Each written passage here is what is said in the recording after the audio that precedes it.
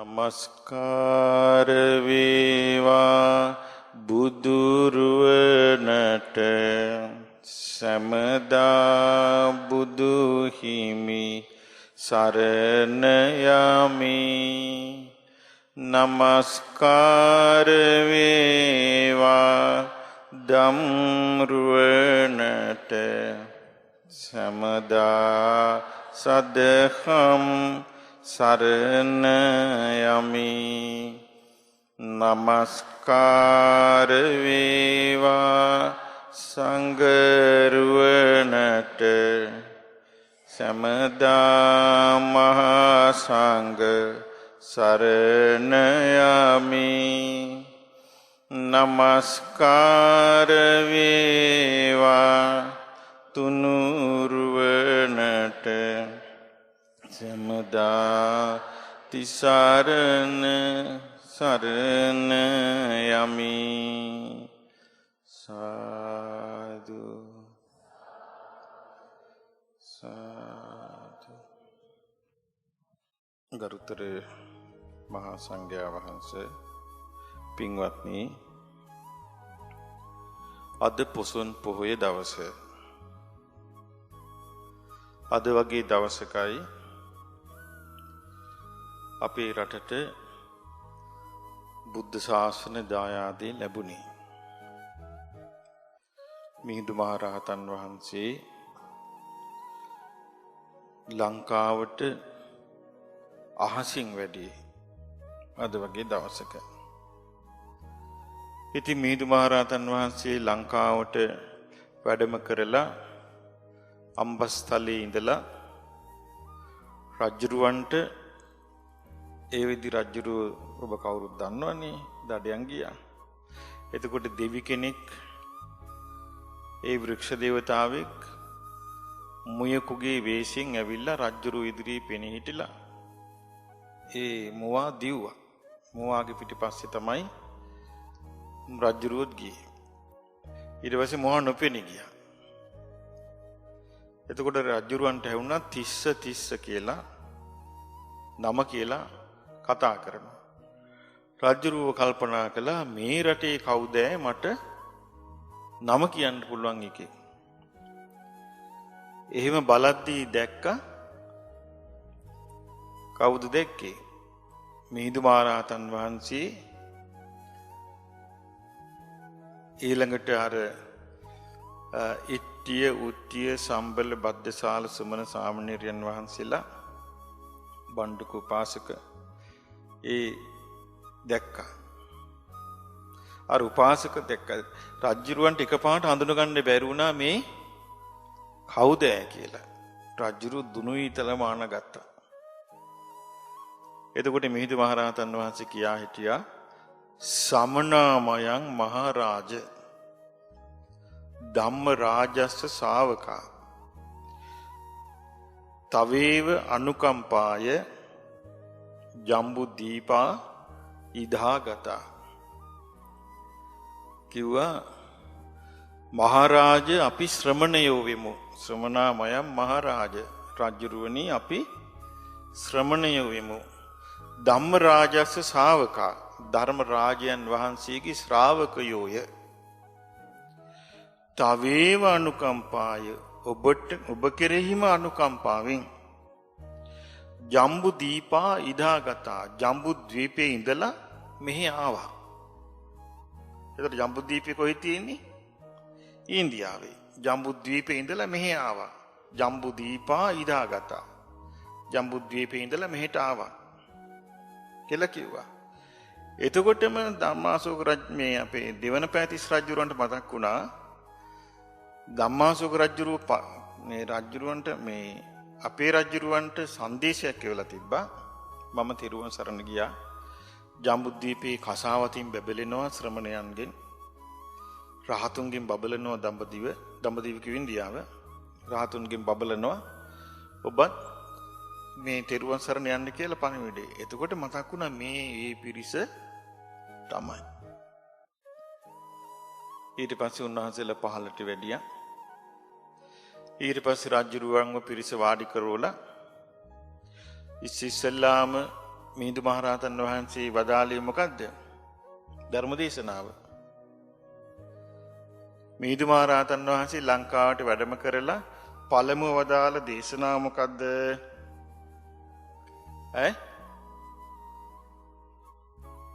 චුල්ලහත්ති පදෝපම සූත්‍රය. ඒ දේශනාව තියෙන්නේ මජ්ක්‍ධිම නිකායේ. එහෙනම් මිහිඳු මහරහතන් වහන්සේ ඇවිල්ලා තමන්ගේ බණක් කිව්වේ නැහැ. තමන්ගේ අර්ථ කෑලි කිව්වේ නැහැ. රජතුමනි කියලා තමන්ගේ දෙයක් හැටියට හුවා දක්වන්න මොකුත් කිව්වේ නැහැ. බුද්ධ දේශනාවක් කිව්වේ. ඒ බුද්ධ දේශනාව චුල්ලහත්ති පදෝපම සූත්‍රය. ඇතාගේ පේවර උපමාකට වදාළ කුඩා දෙසුම. තව එකක් තියෙනවා ඒකේ මහා හත්ති පදෝපම සූත්‍රය කියලා. ඒකේ කියන්නේ මේ නුවණැති මිනිසෙක් ඇතෙක් හොයාගන්න වනාන්තරයට ගියාම මුලා නොවි ඇතාව දකින්න විදිය. ඇතාව දැක්කා කියලා ඇතින්නියෝ දැකලා මුලා වෙන්නේ නැහැ කිව්වා. මේ කාලේ වගේ. එතකොට එහෙම මුලා නොවි ඇතාවම දෑහින් දකින්නකම් ගමන යනවා කිව්වා. ඒක තමයි මේ රජ්ජුරුවන්ට කිව්වේ. හැබැයි ඊට කලින් රජ්ජුරුවන්ගෙන් ප්‍රශ්නත් ඇහුවනේ. රජ්ජුරුවන්ට මොළේ තියෙනවද බලන්න. දැන් අපි බණ කියන්නේ ඉස්සෙල්ලා ඕගොල්ලන්ගෙන් ප්‍රශ්න ඇහුවද මොළේ තියෙනවද බලන්න. ඇහුවේ නැහැ. වාඩි වෙන් ආසාපන් කියලා අපි කියනවා. අතන එහෙම නැහැ. රජ්ජුරුවන්ගෙන් ඇහුව රජ්ජුරුවනේ මේ අඹගස් හැර තම අඹගස් තිබේද? තියෙනවා කිව්වා. මේ අඹගසත් ඒ අඹගස් අතර තව ගස් තිබේද කියලා. තියෙන ඒ අඹ නෙවෙයි කිව්වා. ඊට පස්සේ කෝ ඒ අඹගසත් තවත් ගසුත් අතර තව තිබේද? තියෙනවයි මේක කිව්වා. සැනින් කිව්වා. ඉතින් ඒ නිසා ඉන්ටර්විව් කළ බණ කිව්වේ නැහැ මේ කාලේ අපි. ඒ කාලේ මිහිඳු මහරහතන් වහන්සේ මේ රජුරවන්ට නිකම්ම බණ කිව්වේ නැහැ. රජුරන්ගේ ඉන්ටර්විව් කළා. පාස් වුණා. රජුරෝ ප්‍රතිබල සම්පන්නයි. යමක් තේරුම් ගන්න කියලා එකෙන් තමයි තේරුනේ. අපි ධර්මයේ කියද්දි මේ අය ප්‍රතිබල සම්පන්නයි තේරුම් ගන්න කියන කතාවක් අපි දන්නේ නැහැ. ඕගොල්ලෝ අහගෙන ඉන්නවා අපි කියනවා. එහෙමනේ මේ රටාව යන්නේ. ඒ නිසා බණ හැටියට අපිට ඕන දෙයක් කියන්නත් පුළුවන්. කියන ඕන දෙයක් අහගෙනත් ඉන්නවා. එතකොට ඒකේ එහෙම නැහැ. මිහිඳු මහරහතන් වහන්සේ ඊට පස්සේ ධර්මයේ දේශනා කළා චුල්ලහත්ති පදෝපම සූත්‍රය. රජ්ජුරුවන්ට ඒකේ අන්තිමට කියන්නේ සම්මා සම්බුද්ධෝ භගවා. භාග්‍යවතුන් වහන්සේ සම්මා සම්බුද්ධයි. ස්වාඛාතෝ භගවතා ධම්මෝ. භාග්‍යවතුන් වහන්සේ විසින් වදාළ ධර්මය මනාකොට දෙසූ ධම්මකි. ස්වාඛාත කියන්නේ ඒක. ඊළඟට සුපටිපන්නෝ භගවතෝ ශ්‍රාවක සංඝෝ. භාග්‍යවතුන් වහන්සේගේ ශ්‍රාවක සංඝයා සුපටිපන්නයි. ඔය කරුණු තුනේ නිශ්චයට පැමිණෙන්න තියෙන වැඩපිළිවෙල. ඒක තමයි කියා දුන්නේ. ඉතින් ඊට පස්සේ රජ්ජුරුවෝ ඔන්න තෙරුවන් සරණ සමාදන් වුණා. තෙරුවන් සරණ ගියා. තෙරුවන් සරණ ගියා කියන්නේ රජ්ජුරුවෝ මොකද වුනේ? දැන් රජ්ජුරුවෝ ගොබිලෙක්ද උපාසකයෙක්ද? උපාසකෙක් වුණා. දැන් රජ්ජුරුවෝ කවුද? උපාසකෙක් වුණා. තෙරුවන් සරණේ පිහිටියා. තෙරුවන් සරණේ රජ්ජුරුවෝ පිහිටියා. රාජසේනාව තෙරුවන් සරණේ පිහිටියා. උපාසක බවට පත් වුණා. ඊට පස්සේ උපාසකෙක් හැටියට ඉඳලා තමයි මේ බණ්ඩුක උපාසක ලං වෙලා ආවේ. මේ අයලා කවුද කියලා ඇහුවා. ඒ බණ්ඩුක උපාසක හිටියේ සුදු ඇඳගෙන මනුස්ස කොණ්ඩෙත් තිබ්බනේ. සැක හැරලා එයාව අඬ ගහගත්තා. අඬ ගහගෙන මේ අයලා කවුද කියලා ඇහුවා. කිව්වා මේ ධර්මාශෝක රජුරන්ගේ පුතා මේ පැවිදි වෙලා ඉන්නේ කියලා. ඉතින් ඊට පස්සේ රජුරු පැහැදිලා තව බොහොම සැලකිලි දැක්වුවා. ඊට පස්සේ ටික ටික ධර්මයට අපේ ලංකාවම තෙරුවන් සරණ පිහිටපු භාග්‍යතුන් වහන්සේගේ ධර්ම භාණ්ඩාගාරය වගේ ධර්මද්වීපයක් බවට පත් වුණා. ඉතින් මේ ධර්මද්වීපයක් බවට මේ රටපත් කොට වදාළ අපගේ මිහිඳු මහරහතන් වහන්සේට নমස්කාර වේවා. සාදු සාදු සාදු. ඊට පස්සේ පින්වත්නි මේ පිරිසට දැන් ගොඩාක් සීනාවෙන්න පටන් ගත්තා. අනුරාධපුරයේ හිටපු මේම රහතුන් වැඩලයි ආකහෙන් මෙහෙම දැන් දහම් දේශනවයි මේ කියලා දැන් ඉතින් රාජමාලිගාව පැත්තට සෙනගත් වෙනවා. අන්තපුර ස්ත්‍රීනුත් දැන් ආසාව බණ අහන්න. ඉතින් පිරිස ඔක්කොම එකතු කරලා එතකොට රජුරවන්න තිබුණ ඇත්හල, ඒ කියන්නේ ඇත්තු බඳින ලොකු ශාලාව. ඉතින් ඒක ලොකුට ඉඩකඩ තියෙන්න ඇති. ඒක ඇත්තු ටික පිට කළා ශාලාවෙන් ඒක සුද්ධ පවිත්‍ර කරලා ගත්තා බණ අහන්න. ධර්මශාලාව වගේ. ඊට පස්සේ ඒකෙදී ඔන්න මිහිඳු මහරහතන් වහන්සේ ඉස්සල්ලාම දේශනා කළේ විමාන වස්තු പ്രേත වස්තු. ඉස්සල්ලා දේශනා කළේ പ്രേත වස්තු. പ്രേත වස්තු කියන්නේ പ്രേත ඉන්නේ කතා. විමාන වස්තු කියන්නේ දෙවියන්නේ කතා. මිනිස්සු මනුස්ස ලෝකේ ඉඳලා මැරිලා ගිහින් දෙවියෝ වෙච්ච අයගේ විස්තර තමයි කියන්නේ. මැරිලා ගිහින් අපා දුක් විඳින එහෙම නැත්නම් പ്രേත ලෝකේ දුක් විඳින අයගේ කතා പ്രേත කතා. പ്രേතයන්ගේ කතා. ඉතින් මිනිස්සුන්ට ওই ටික කියා දුන්නා. කියා දුන්නාම හපොයි මෙහෙම සංසාරයක්ද මේක එහෙනම් අපිට පින්මනේ කරගන්න තියෙන්නේ කියන අදහස මිනිස්සුන්ගේ ඔළුවට ගියා. ඊට පස්සේ මිහිඳු මහරහතන් වහන්සේ සත්‍ය සංයුත්තේ චතුරාර්ය සත්‍ය අවබෝධ කරගන්න බැරි වුණොත් ඔහෙලට මේ ගමනේ කොනක් පොටක් නැහැ කියලා දුන්නා. දීර්ඝ සංසාරේ මෙරි යන්ට වෙයි කියලා කියා දුන්නා. එතකොට බයක් හටගත්තා. අනේ මේකෙන් අපිට ඈතර වෙන්න ඇත්නම් කියලා. හරි ක්‍රමානුකූලව මිහිඳු මහරහතන් වහන්සේ ලංකාවේ ධර්මයේ දේශනා කළේ. ලංකාවේ බුදුරජාණන් වහන්සේ පහළ වුණා කියන කට්ටිය මේක පිළිගන්නේ නැහැ. ඒගොල්ලෝ කියන්නේ මිහිඳු මහරහතන් වහන්සේ ඔත්තු බලන් දෙව්වලු ධර්මාසුග රජුරු. දැන් බලන්න තිසරණේ නැති කරගන්න හැටි. රහතුන් කෙරෙහි හිත අපහදවල යන්නේ අපායනේ. එතකොට මේ අද මම කල්පනා කළා ඔබට මේ പ്രേත වස්තුවේ පළවෙනි කතාව විස්තර කළා දෙන්න. ඒකේ ලස්සන ගාථා තුනක් බුදුරජාන් වහන්සේ වදාලා. ඒකට උපකාර වෙන්න. ඉතින් මේ මිහිඳු මහරහතන් වහන්සේට උපහාරයක් වෙනසයි අපි මේ പ്രേත වස්තු කතාව උන්වහන්සේ අපිට ඉස්සෙල්ලාම කියා දීපු ධර්මය. රජගහනුවර සිටු පවුලක් තිබුණා හිටියා. මේ සිටු පවුලේ හිටියේ එකම පුතයි. එතකොට මේ ඒ අම්මා තාත්තා ඒ සිටු පරම්පරාවෙන් සිටුවරු වුණාට ඥානි මදි.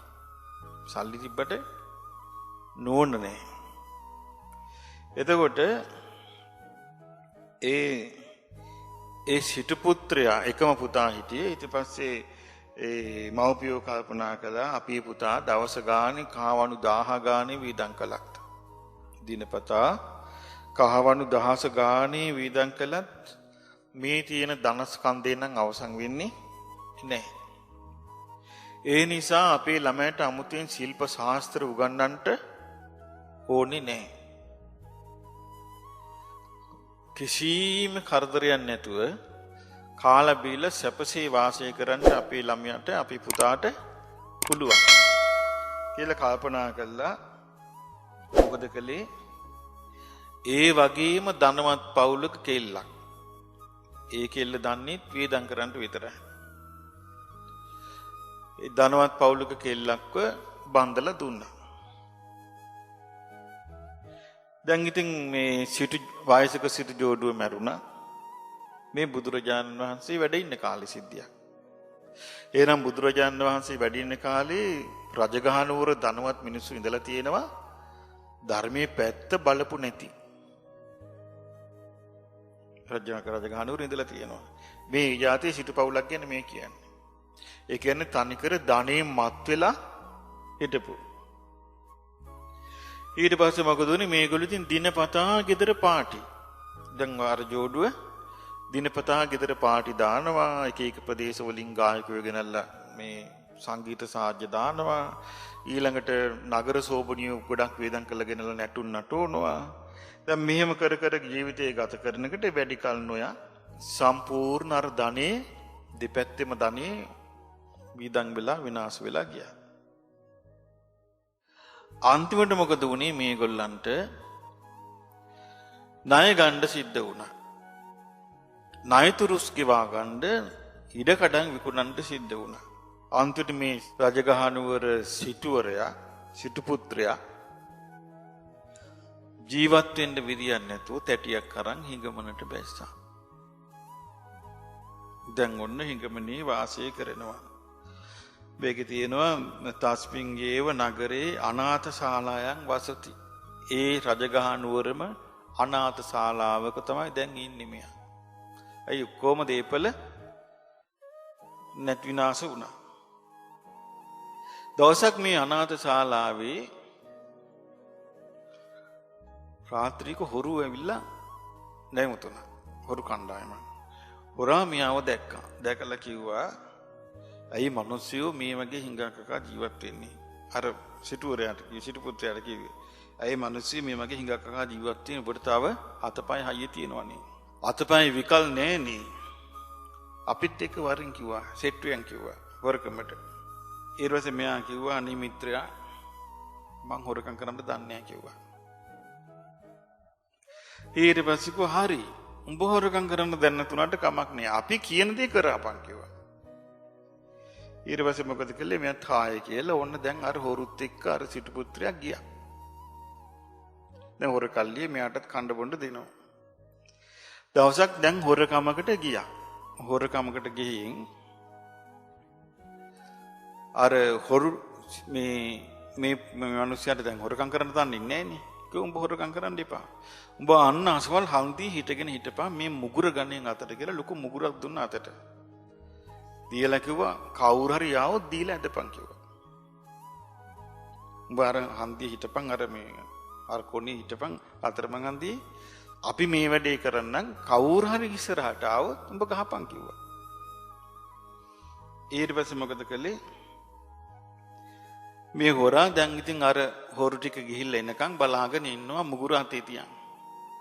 හොරු ටික ගිහිල්ලා ගේ බින්දලා එහෙමම පැනලා ගියා. එතකොට දැන් මේ උදයා මුගුර අතේ තියන් බලන් ඉන්නවා හොරු එනකන්. ඔඩ දැන් මිනිස්සු තුල ආහු කියලා සද්දය ආව. දැන් මිනිස්සු හොගාලා හොයන හොරු ටික හොයලා මිනිස්සු කණ්ඩායම දැක්කා මේකා ඉන්නවා මුගුර කතේ තියාගෙන. ගිහිල්ලා අල්ලගත්තා. අල්ලගෙන හොඳටම ගැහුවා. ගහලා අත් දෙක පිටිපස්සට තියලා බැඳලා රජ්ජුරුව ගාවට ගෙනිච්චා.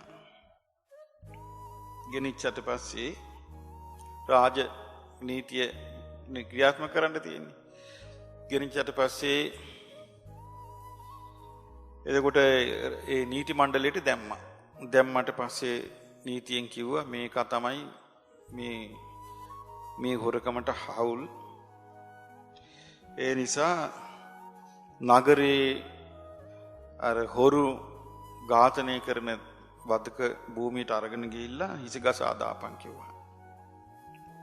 දැන් ඔන්න මේ පුද්ගලයාට වදමල් මාලයක් බෙල්ලට දාලා වද බෙර ගසමින් එක්කන් යනවා. දැන් එතකොට මිනිස්සු ඔක්කොම දන්නවා මේ හොරා වුණා. හොරා දැන් මරණයට ගෙනියනවා. එතකොට දැන් මෙච්චර කල් මේ රජගහනුවර ගෙවල් බිඳපු හොරා මේක කියලා ඔන්න දැන් ඉතින් කවුරුත් හඳුනා ගත්තා. දැන් අහුනේ කාවද? අර සිටු පුත්‍රයා. දැන් මෙහෙම බෙරගගා යද්දී රජගහනුවර තව මාලිගයක ඉන්නවා සුලසා කියලා වෙසඟනක්. නගර සෝබිනියක්. එයා උඩ තට්ටුවේ ඉඳලා සඳුළු තලයට ඇවිල්ලා බැලුවා කවුද අපි මේ හොරකම කරපු එක. බැලුවාම පේනවා. දැන් කවුද මේ බෙල්ලට වදමල් දමාලා අරගෙන යනවා දැන්. බෙරගගහ අරන් යනවා. අරන් යන්නේ කාවද?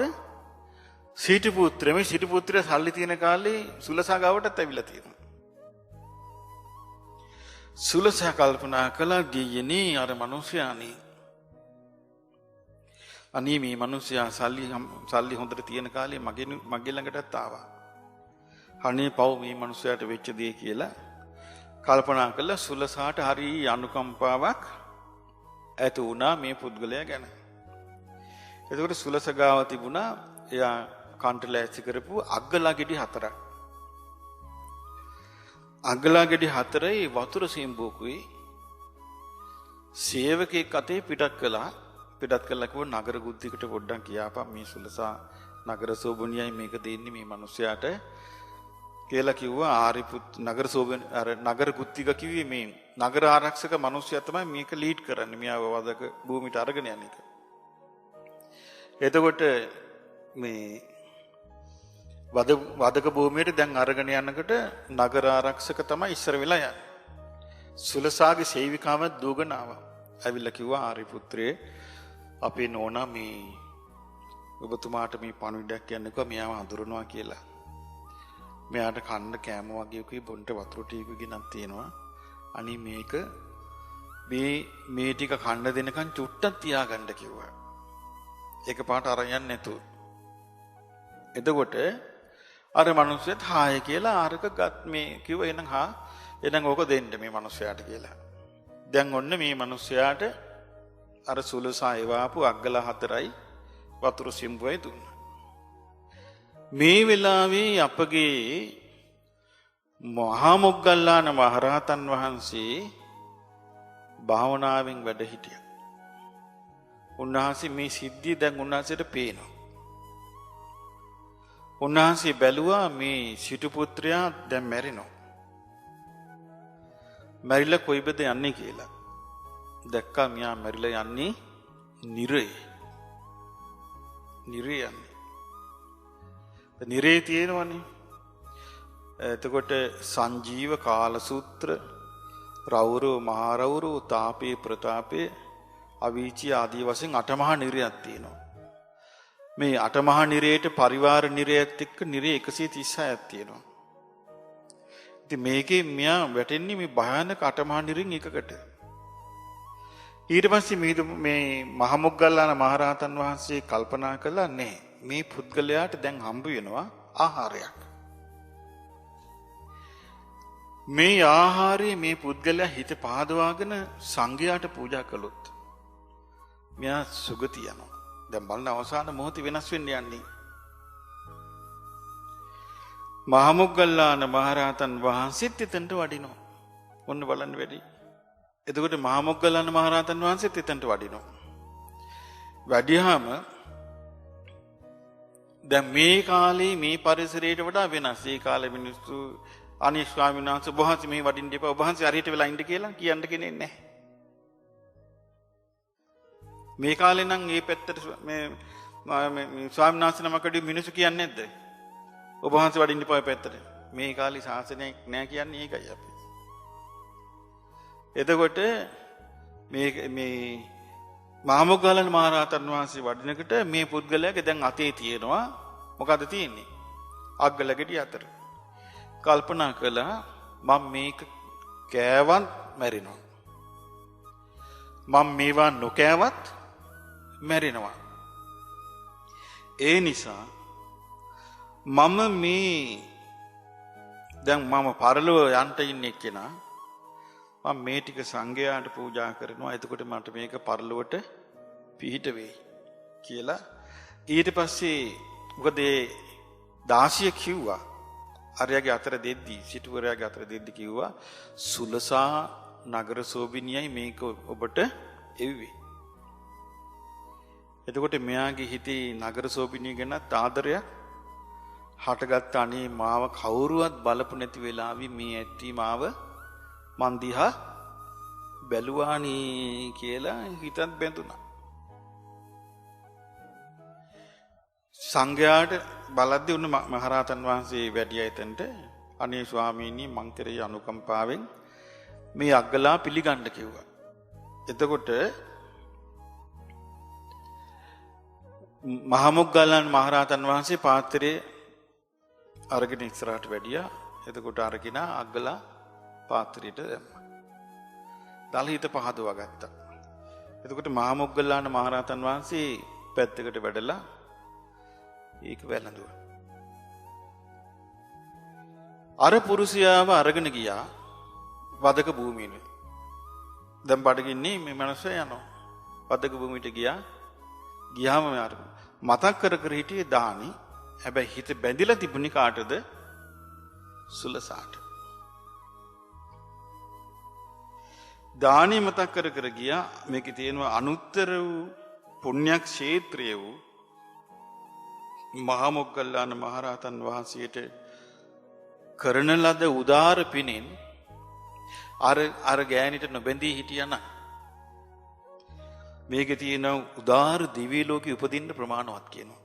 තවතිසාව යන්න තිබ්බා. තවතිසාවත් වැළැක්වුවා ගෑනියක්.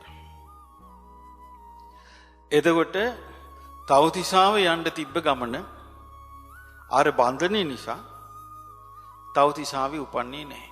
මැරුණා මෙයා. මැරුවා මරණයටපත් වෙලා. නමුත් අර රහතන් වහන්සේට පිදු අනුවාසෙක් වනාන්තරයක පර්වත ග්‍රහණ කියන්නේ මේ රජගහ නුවරම ඈත ප්‍රදේශයක සීනිදු සේවන තියෙන මහා නුග වෘක්ෂයක බල සම්පන්න වෘක්ෂ දේවතාවෙක් වෙලා උපන්නා. දැන් බලන්න අන්තිම මොහොතේ කරගත්තු පින ද රහතුන්ගේ යුගයේ මේ ලෝකේ නැති වුණා කියන්නේ මිනිසුන්ට ඉතින් වැඩක් නෑ කතා කළා. ඒකයි මේ කාලේ රහතුන් බිහි වෙන්නේ නෑ. ඒක 100% පැහැදිලි එකක්. එතකොට ඒ මහමුග්ගල්ලාන මහරහතන් වහන්සේට අර අග්ගලා පූජා කරලා මේ කිනා යන්ට තිබුණා තවතිසාවට. තවතිසා වැළකුණා අර බන්ධනේ නිසා. නමුත් මෙයා ගිහලා උපන්නා වෘක්ෂ දේවතාවෙක් වෙලා ඉපදිලා දැන් දෙව් සැපෙන් වාසය කරනවා. දැන් මේ මැරිච්ච කෙනා. මේකේ සඳහන් වෙනවා මේ කෙනා හරි විදියට ගිහි ජීවිතේ ගත කරා නම් රජගහනුවර ප්‍රධාන සිටුවරයා වෙනවා. එච්චර පිනක් තිබිච්ච කෙනෙක්.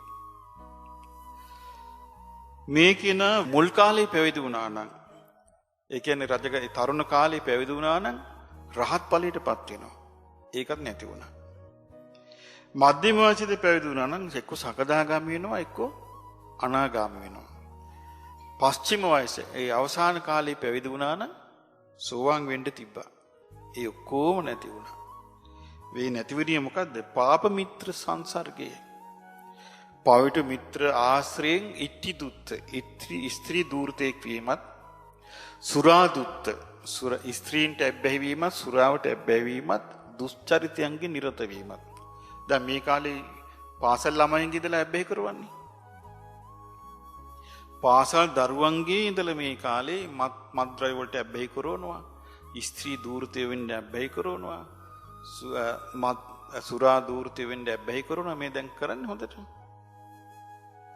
ලස්සනට අපාගත වෙන්න වැඩ කරන්නේ.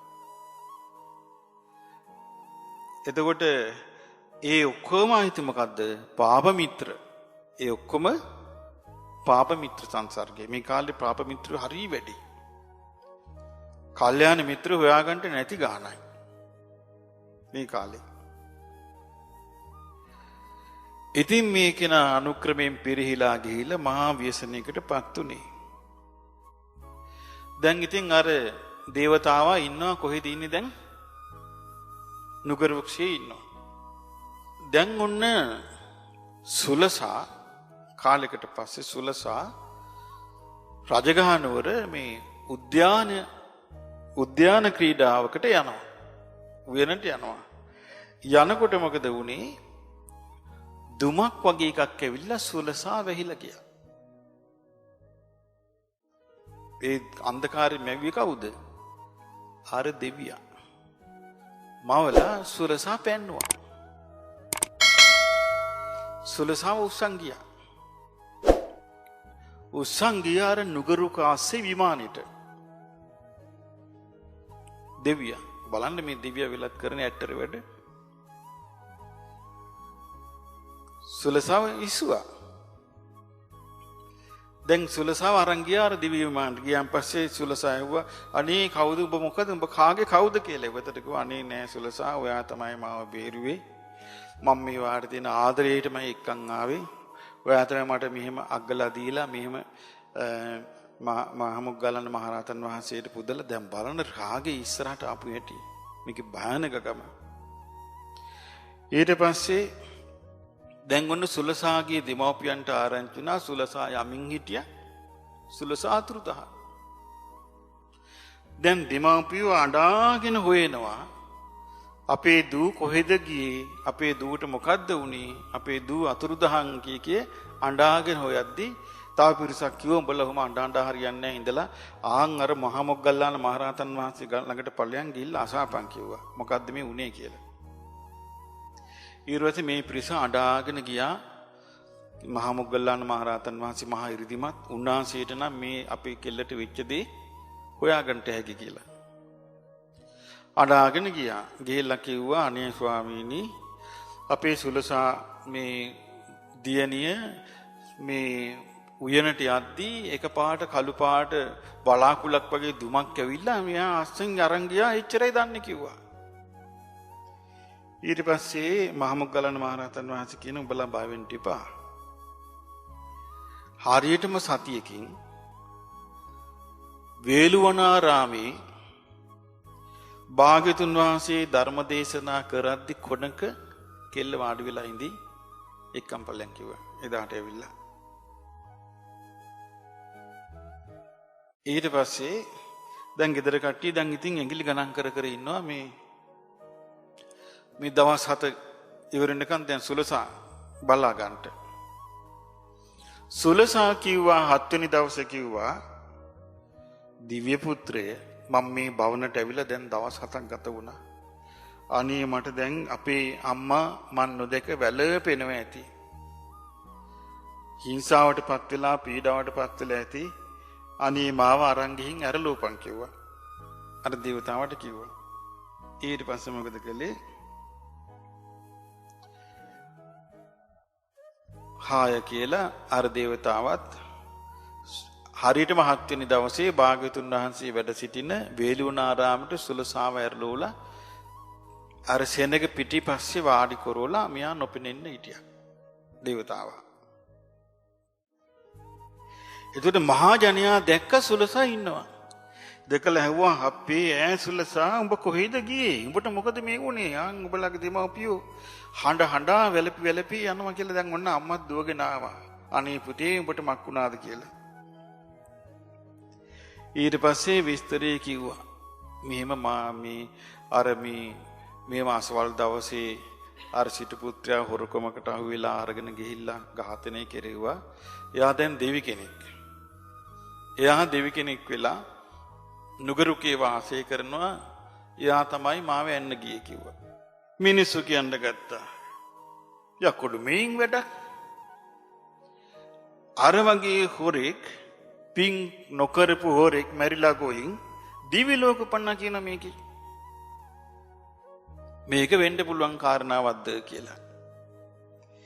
එතකොට සුලසා කිව්වා නෑ එහෙම නෙමෙයි උනේ. මං මේ මිනිස්යාට අග්ගලා ගෙඩි 4ක් දුන්නා. ඒ මිනිස්යා ඒක කෑවේ නෑ. එතනට වැඩිය අපේ මේ මහා මොග්ගල්ලාන මහරහතන් වහන්සේ උන්වහන්සේට මේ අග්ගලා පූජා කරගත්තා. ඒකේ අනුසස් බලෙන් තමයි දිව්‍ය පුත්‍රයෙක් උනේ පිනෙන් කිව්වා.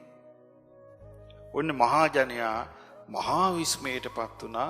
මේ බඳු පාපතර පුද්ගලෙක් අවසාන මොහොතේ මහා මොග්ගල්ලාන මහරහතන් වහන්සේට අග්ගලා පූජා කරගෙන දිව්‍ය සම්පත් ලැබුවා කියලා. එතකොට මිනිස්සු සන්තෝෂයටපත් වෙලා කියන්න ගත්තා අරහන්තෝ නාම අනුත්තරම් පුඤ්ඤක්කෙත්තං ලෝකස්ස. මේ ලෝකයාගේ අනුත්තර වූ පින්කිතනං රහතන් වහන්සේලාය. අල්ප වූ දෙයක් උන්වහන්සේලාට පූජා කරගත්තත් දේවූපපත්තින් ආවහතීති දිව්‍ය ලෝකේ උපත කරා ගෙනියනවා නොවේ කියලා ප්‍රීති සුම්නසටපත් වුණා. ඒතර මේ කාරණේ දැන් මේ වේළුණාරාමේ ධම්සභාවේ මේක සිද්ධ වෙනකොට බුදුරජාණන් වහන්සේ මේ සිද්ධියේ මුල් කරගෙන ගාථා තුනක් පදාලා. ඒකේ පළවෙනි එක තමයි කෙත්තූපමා අරහන්තු. රහතන් වහන්සේලා කුඹුර වැනිය. සාරවත් කුඹුර වගේය. රහතන් වහන්සේලා කවුරු වගේද? සාරවත් කුඹුර වගේ. දායකා කස්ස කූපමා දායකයෝ ගොවියෝ වගේය. රහතන් වහන්සේලා කුඹුර වගේය.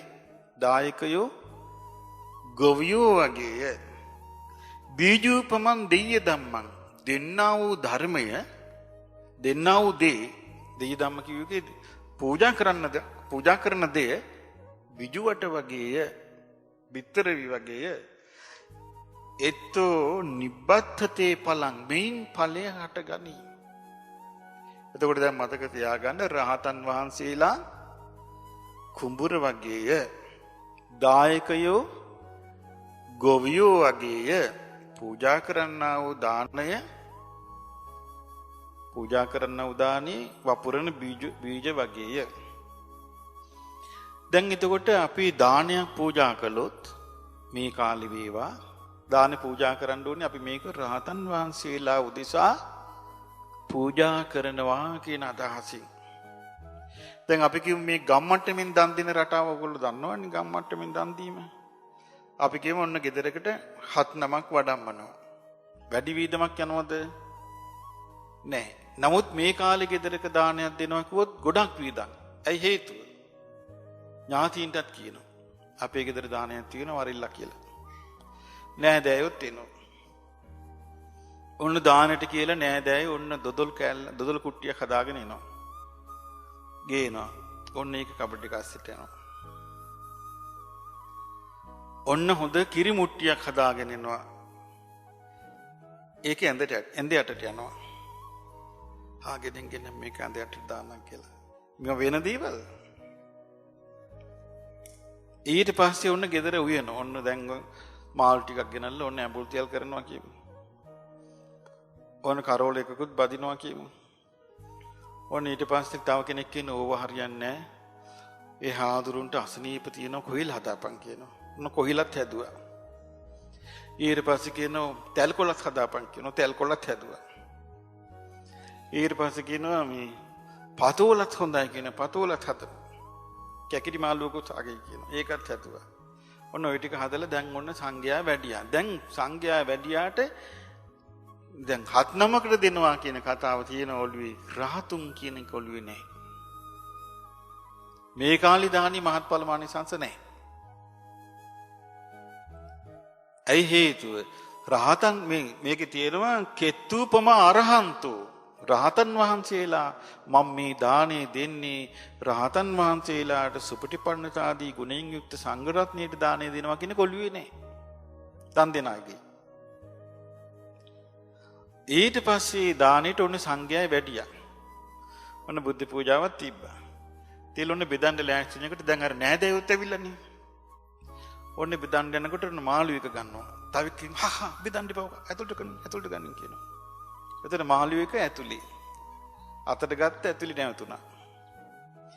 කැකිරිය කියනවා ඕක බෙදාපන් කියනවා. තෙල් කොල්ලේ කියනවා ඕකත් බෙදාපන් කියනවා. ඔන්න කරෝලේ කියනවා උපාසකෙක් කියනවා ඉන්න පඬිතු ඕක බෙදන්න එපා කියනවා. ඕකත් ඇතුලට දාපන් කියනවා. ඒකත් ඇතුලට යනවා. ඊට පස්සේ එනවා කොහිලේක ඕක බෙදාපන් කියනවා. ඊට පස්සේ පතෝලේ කියනවා ඕකත් බෙදාපන් කියනවා. සතියකට ගෙවල් හදකට ගියොත් ඕවා තමයි හම්බ වෙන්නේ. ප්‍රණීත දානි දෙන්න දෙන්නේ අර ඥාති ටික ඒක පස්සේ කණ්ඩ තියා ගන්නවා. මම මේ ඇත්ත සිද්ධිය කියන්නේ මේ වෙන. දානයක් දෙන්න ගිහිල්ලා සංඝයා උදෙසා දැන් 7 නමක් වැඩම කළාට සංඝයා උදෙසා දාන දෙන්නේ. කෙත්තුපම අරහන්තෝ රාතන් වහන්සේ කුඹුර වෙන්නේ. දායක කස්සකූපම දායකයෝ ගොවියෝ දැන් ඔන්න ගොවියෝ වපුරන විදිය මේ. එතකොට කාටවත් වළඳන්න බැරි ලුණු යඹුල් නැති නීරස දානියකින් සතක් පොනවා. හදපු ප්‍රණීත දේවල් සංගව ගන්නවා. හා එපා එපා. ඕවා එපා එපා. ඕවා එපා කියලා. ඔන්න මාළු එකක් තියෙනවා දැක්ක ඔන්න නෑදෑයෙක් කෙනෙවිල්ල මාළු එක බලලා ඔන්න මූණ අඹුල් කරගෙන ඇහි බබ උඩට හරවලා මේ මොනවද මේ යනවා කියලා පස්සට දානවා. අර හාමුදුරුවෝ දානි වළඳලා වැඩියට පස්සේ අර හදාපු ප්‍රණීත ටික මොකද කරන්නේ? කට්ටි බෙදාගෙන කනවා. ඕක තමයි වර්තමාන දානි. අනුසස් නැහැ. අනුසස් නැහැ. ඒ නිසා මැරිච්ච අයටවත් පිනක් ලැබෙන්නේ නැහැ. ඇයි මේ දානේ දෙන්න කලින් ඉස්සරට ඇවිල්ලා තියෙන මොකක්ද? ලෝභකම. ලෝභයෙන් මැදුණු සිතින් දාණයට හදාපුව හංගනවා. දෙන්නේ දෙන්නේ. එතකොට දානේ සම්පූර්ණයෙන් අසාර්ථකයි. දැන් බලන්න දානයක් දෙන්න ඉස්සෙල්ලා තෙරුවන් සරණ ගැන දැනුමක් නැත්තම් දානේ දෙන්න බෑ.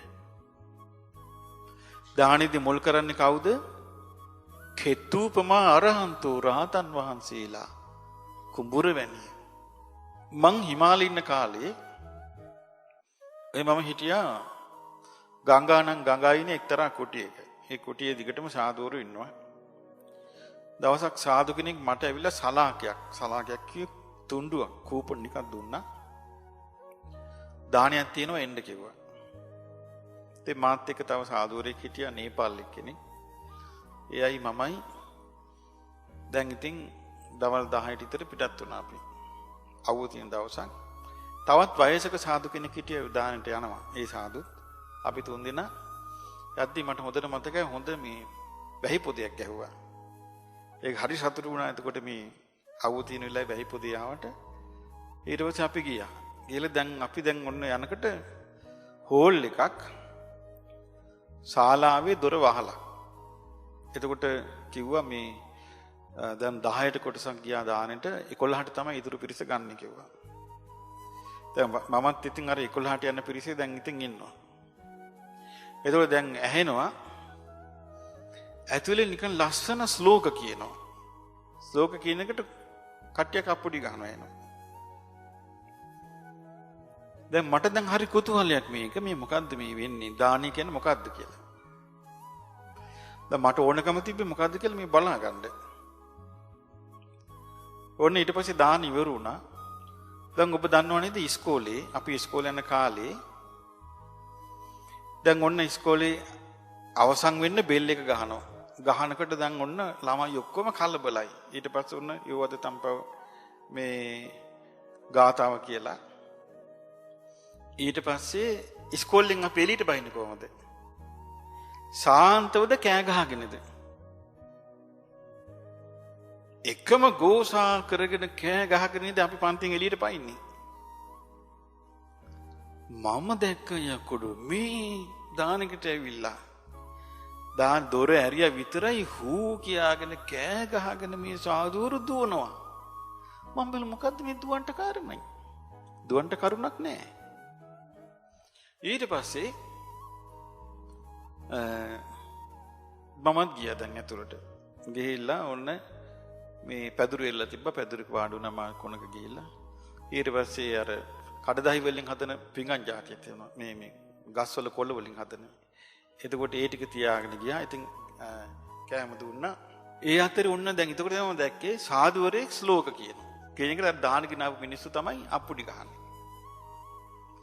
සංඝයා උදෙසා දන් දීමක් කියන එකක් ආන්දවත් නැහැ.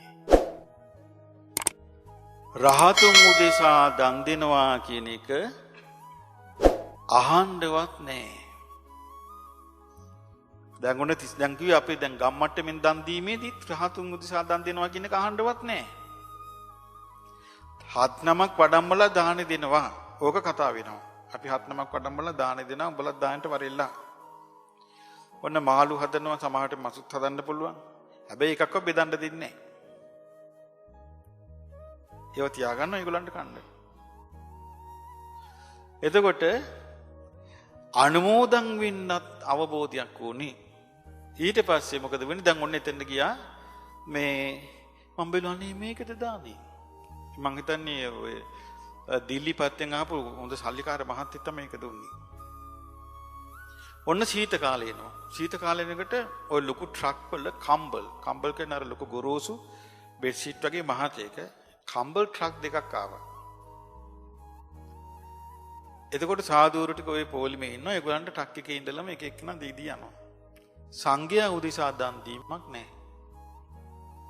එතකොට එනං Hindu ආගමෙත් මහත්ඵල මහනිසංස වීමේ දම්පැන් ක්‍රමයක් නැහැ. අනිත් ආගම් වලත් එහෙමයි. දැන් වෙන ආගමක් අනිත් ආගම් වල ගත්තොත් බෞද්ධ නෝන සමහර ආගම් වල තියෙනවා මේ මැරිච්ච අය වෙනුවෙන් දානෙට කියලා ඔන්න මේ දුගී මගී අයව ගෙන්න ගන්නවා ගෙදරට. ගෙන්නගෙන කරන්නේ ලංකාවේ කරනවා ඉස්සෙල්ලා බොණ්ඩ දෙනවා. ඒ කියන්නේ මේ මැරිච්ච එක්කෙනා හොඳට කාපි බීපු කෙනෙක් නම් එයාට බොණ්ඩ දෙනවා. ඊට පස්සේ ඒගොල්ලෝ ඒගොල්ලන්ගේ ආගමට අනුව යාඥා කරලා තමයි ඒක කරන්නේ. බීලා හොඳට කාලා බීලා යනවා. අනුසස් නැහැ. තව ආගම් වල කරනවා ඒගොල්ලෝ ලොකු හරකෙක් හෝ එළුවෙක් හෝ ගන්නවා. අරගෙන පිරිස වට කරගෙන මේ සතාව මරනවා. මරලා මේ හරකව කට්ටිය එකතු වෙලා සුද්ධ කරලා කෑලි කපනවා. ලොකෝ කල්දියරමක දාලා ඒ හරක් මසුයි බතුයි ඔක්කොම එකට දාලා හදලා ඉතින් අහල පහල ගෙවල් වලින් බාල්දි අරන් එනවා. අර සුදු යකඩ බාල්දි ඒවට බෙදනවා. ඒක අරන් ගිහලා කරනවා. ඒක තමයි දානි. එහෙමනම් මේ මිනිස්සුන්ට දානේ අනුසස් ලැබෙයිද? නෑ.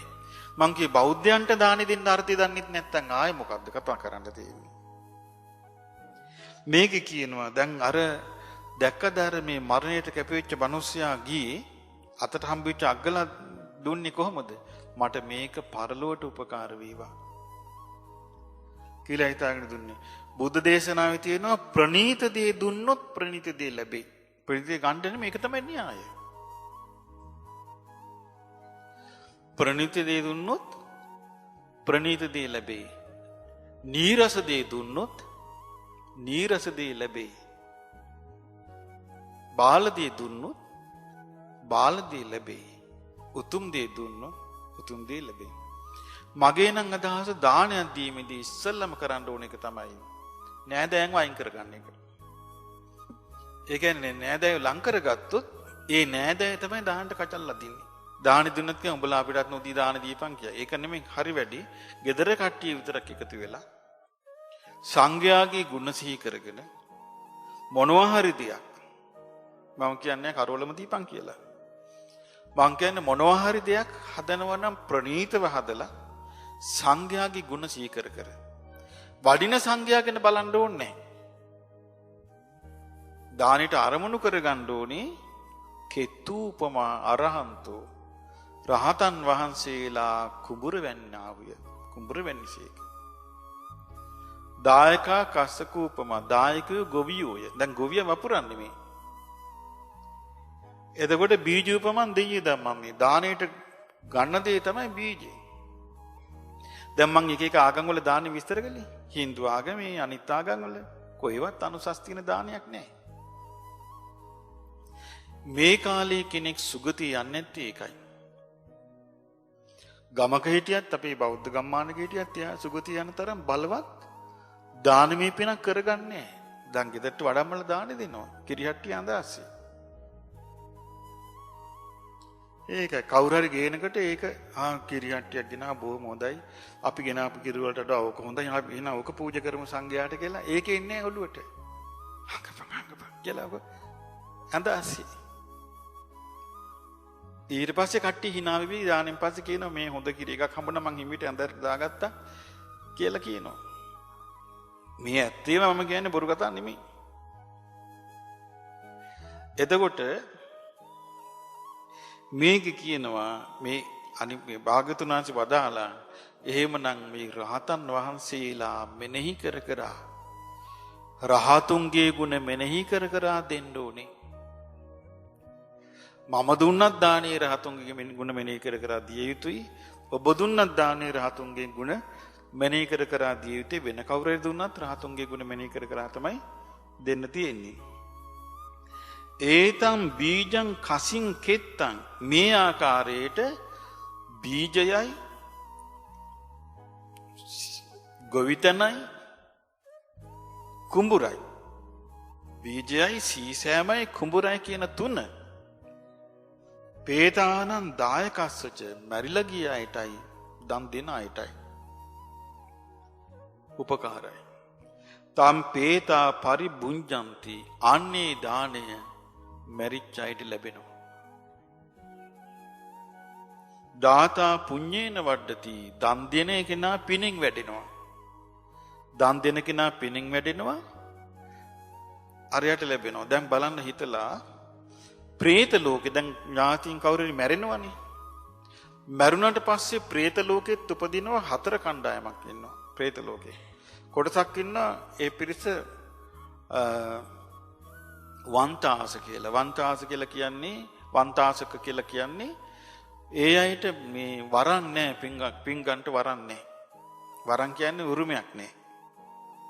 പ്രേත වෙලා පුදුනාන් පස්සේ එයාට තියෙන්නේ සෙම් සොටු දහඩිය සෙම සොටු ලෙවකකා මේ අවුරුදු 10 ගාණක් പ്രേතයෝනියේ ඉන්නවා. එයාට වරන් නැහැ. ඊළඟට තව പ്രേත කොටසක් ඉන්නවා කුප්පිපාස පිපාසයෙන් පීඩිතව ඉන්නවා. අවුරුදු 10 ගාණක් දිය පොදක් උගුරු තෙමෙන්න ලැබෙන්නේ නැහැ. තව කොටසක් ඉන්නවා නිජ්ජාමතාන්නික කියලා. ඒ පිරිසටත් අවුරුදු 10 ගාණක් ඇඟ පිච්චි පිච්චි ඉන්නවා දැවි දැවි යාට ලැබෙන්නේ නැහැ. එතකොට පින් ගන්නව නම් මැරිච්ච කෙනෙක් උපදින්න ඕන කොහෙද? පරදත්තූපජීවී කියන പ്രേත ලෝකේ තමයි. එතකොට මේක කියනවා ඒ බඳු එක්කෙනෙකුට දැන් තමයි ලැබෙන්නේ. දැන් බුදුරජාණන් වහන්සේ මෙහෙම කරුණු කාරණා පැහැදිලි කරාම දැන් බලන්න මේක යහපත වෙච්ච විදිය. දැන් ඔන්න බුදුරජාණන් වහන්සේ මේ ධර්මයේ කිව්වා. මේ රහතුන්ට මේ දීලා මේ දාන ලැබෙන්නේ කියලා. ඊට පස්සේ චතුරාර්ය සත්‍ය දේශනා කළා. ඒ දේශනාවේ කෙලවර අර දිව්‍ය පුත්‍රයා මගපල ලැබුවා. දැන් බලන්න අර වෘක්ෂ දේවතාවා මගපල ලැබුවා. එතකොට සුලසත් මගපල ලැබුවා. සුලසත් සෝවාන් වුණා. ඊළඟට තියෙනවා මේ බොහෝ ජනයාට ඒ චතුරාර්ය සත්‍ය අවබෝධ කරගන්න මේ සිද්ධිය හේතු වුණා කියනවා.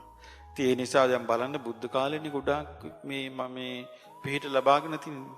දැන් එයා මනුෂ්‍යාත්මේ ඉඳෙද්දි අවස්ථාව ලැබුණේ නැහැ. මනුෂ්‍යාත්මේදී පිහිට ලැබුණේ නැහැ. ඇයි මනුෂ්‍යාත්මේ ආයිටි මත් වෙලා. ඊට පස්සේ අත්හරණ වෙලා. හැබැයි මේ පින කියලා කියන්නේ මහා මොග්ගල්ලාන මහරහතන් වහන්සේගේ කරුණාවට පාත්‍ර වුණා. ඒ කරුණාව නිසා ලැබුණා. ඒක තමයි මේ පළවෙනි പ്രേත වස්තු කතාව. දෙවෙනි එකත් මම කියන්නේ ඔබට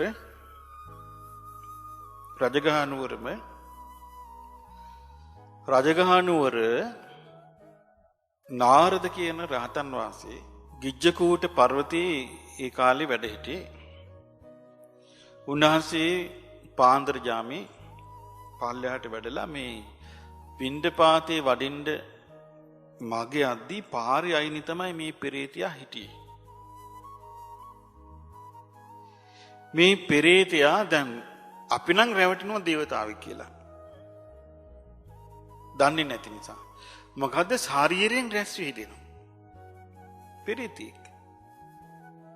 ශාරීරියෙන් රැස් වී දෙන කොහොමද මේ අහනවා මේ නාරද රහතන් වහන්සේ අහනවා මේ පෙරේතයාගෙන් කායෝති සබ්බ සෝවන්නෝ කියන නුඹේ ශරීරේ සම්පූර්ණ රත්තරන් පාටයි. සබ්බා ඕභාසතේ දිසා මේ ඔබේ ශරීරයෙන් වටේ බබලනවා හැම දිසාවම. එතකොට දැන් වෙන කෙනෙක් හිතන්නේ කොහොමද? දේවතාවෙක් කියලා නේ. නමුත් ඒ අපිට පේන්නේ බාගෙටනේ ඔන්න එළියක් පේනවා. ඔන්න අපි දේවතා එළියක් කියනවා. දැන් කාලේ බලන්න අපි කොච්චර අඥානද කියලා. මේ කාලේ යාන්තම් සුදට දැක්කොත් දෙවියෙක් කියනවා. ඔය සුදට ඇවිල්ලා පොඩ්ඩක් රැස් වී දිනොත් දෙවියෙක් කියනවා. යාන්තම් ඔය කැමරාවක බලියක් පෙවුනොත් දේවතා එලියක් කියනවා. ඒ කියන්නේ මේ කාල හරිය අඥානයි මිනිස්සයා. මේක කියනවා කායෝතේ සබ්බ සෝවන්නෝ නුඹගේ ශරීරයේ සම්පූර්ණ රන්වන් පාටයි. සබ්බා ඕභාසතේ දිසා හැම දිසාම බබලන මේ ශරීරය. ඊට පස්සේ අහනවා මුකන්ති සූකරස් වෙනමුත් මේ කට ඌරෙක් වගේ නෝයි. ඌරු මූණක් නේ. එතකොට ඇඟ රන්වන් පාටින් බබලනවා මූණ ඌරු මූණ. දැන් ওই නවග්‍රහයන්ක තියෙන ඇඟ මිනිස්සයන්ගේ නයි ඔළුව ප්‍රේතෙක්. රාහු කිලෝ මේ රූපයක් හදාගෙන තියෙන ප්‍රේතෙක්. එතකොට මේ තෙරුවන් සරණ ගිහපේ ප්‍රේතව වැඳ වැඳ ඉන්නවා මේ කාලේ. එතකොට දැන් ඔය අපි කියන්නේ ශූන්‍යන් විමාන ප්‍රේතෙක්. එයාට සති දෙකක් කටින් සර්පය වෙනවා. ඒ සර්පය හපහප දුවනවා. සති දෙකක් දේවතාවක්. විමාන ප්‍රේතෙක්. මිනිස්සු වඳිනවා. අනික ප්‍රේතයෙකුත් මිනිස්සුෙකුට බැල්මෙලුවම අතාරින්නේ නැහැ. එයා තමන්ගේ අතේ තියාගන්නවා. මුකන්තේ සූකරස්සය කියනොත් ඔහෙගේ මූණ ඌරෙකුගේ වගේ නෙවෙයි.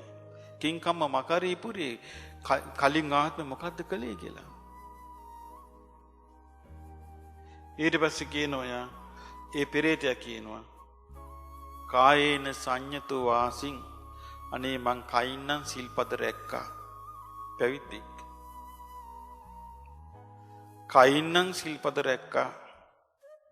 වාචා යාසින් අසඤ්ඤතු නමුත් මං වචනේ සංවර කරගත්තේ නෑ.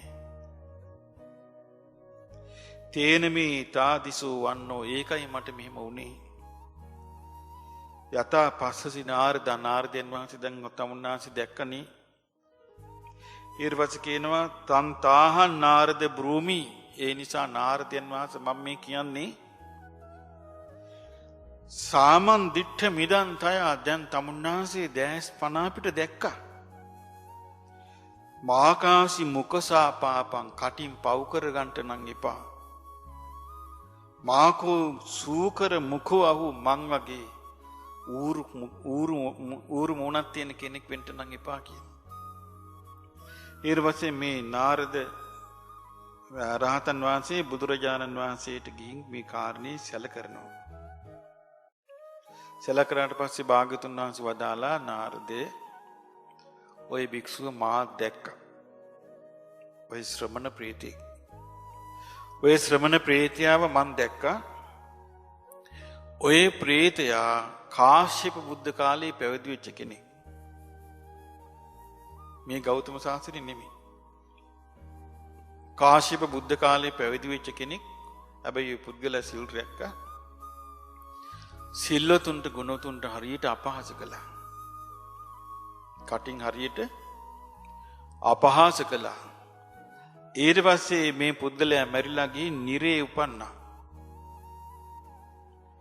නිරේ ඉපදිලා බුද්ධාන්තරයක්ම ඒ කිව්වේ මේ ගෞතම බුද්ධ ශාසනයේ පහළ වෙන කල්ම මේ පොළොව ගව්වක් වැඩෙන කම්ම නිරේ තමයි හිටියේ. නිරේ දුක් විඳා.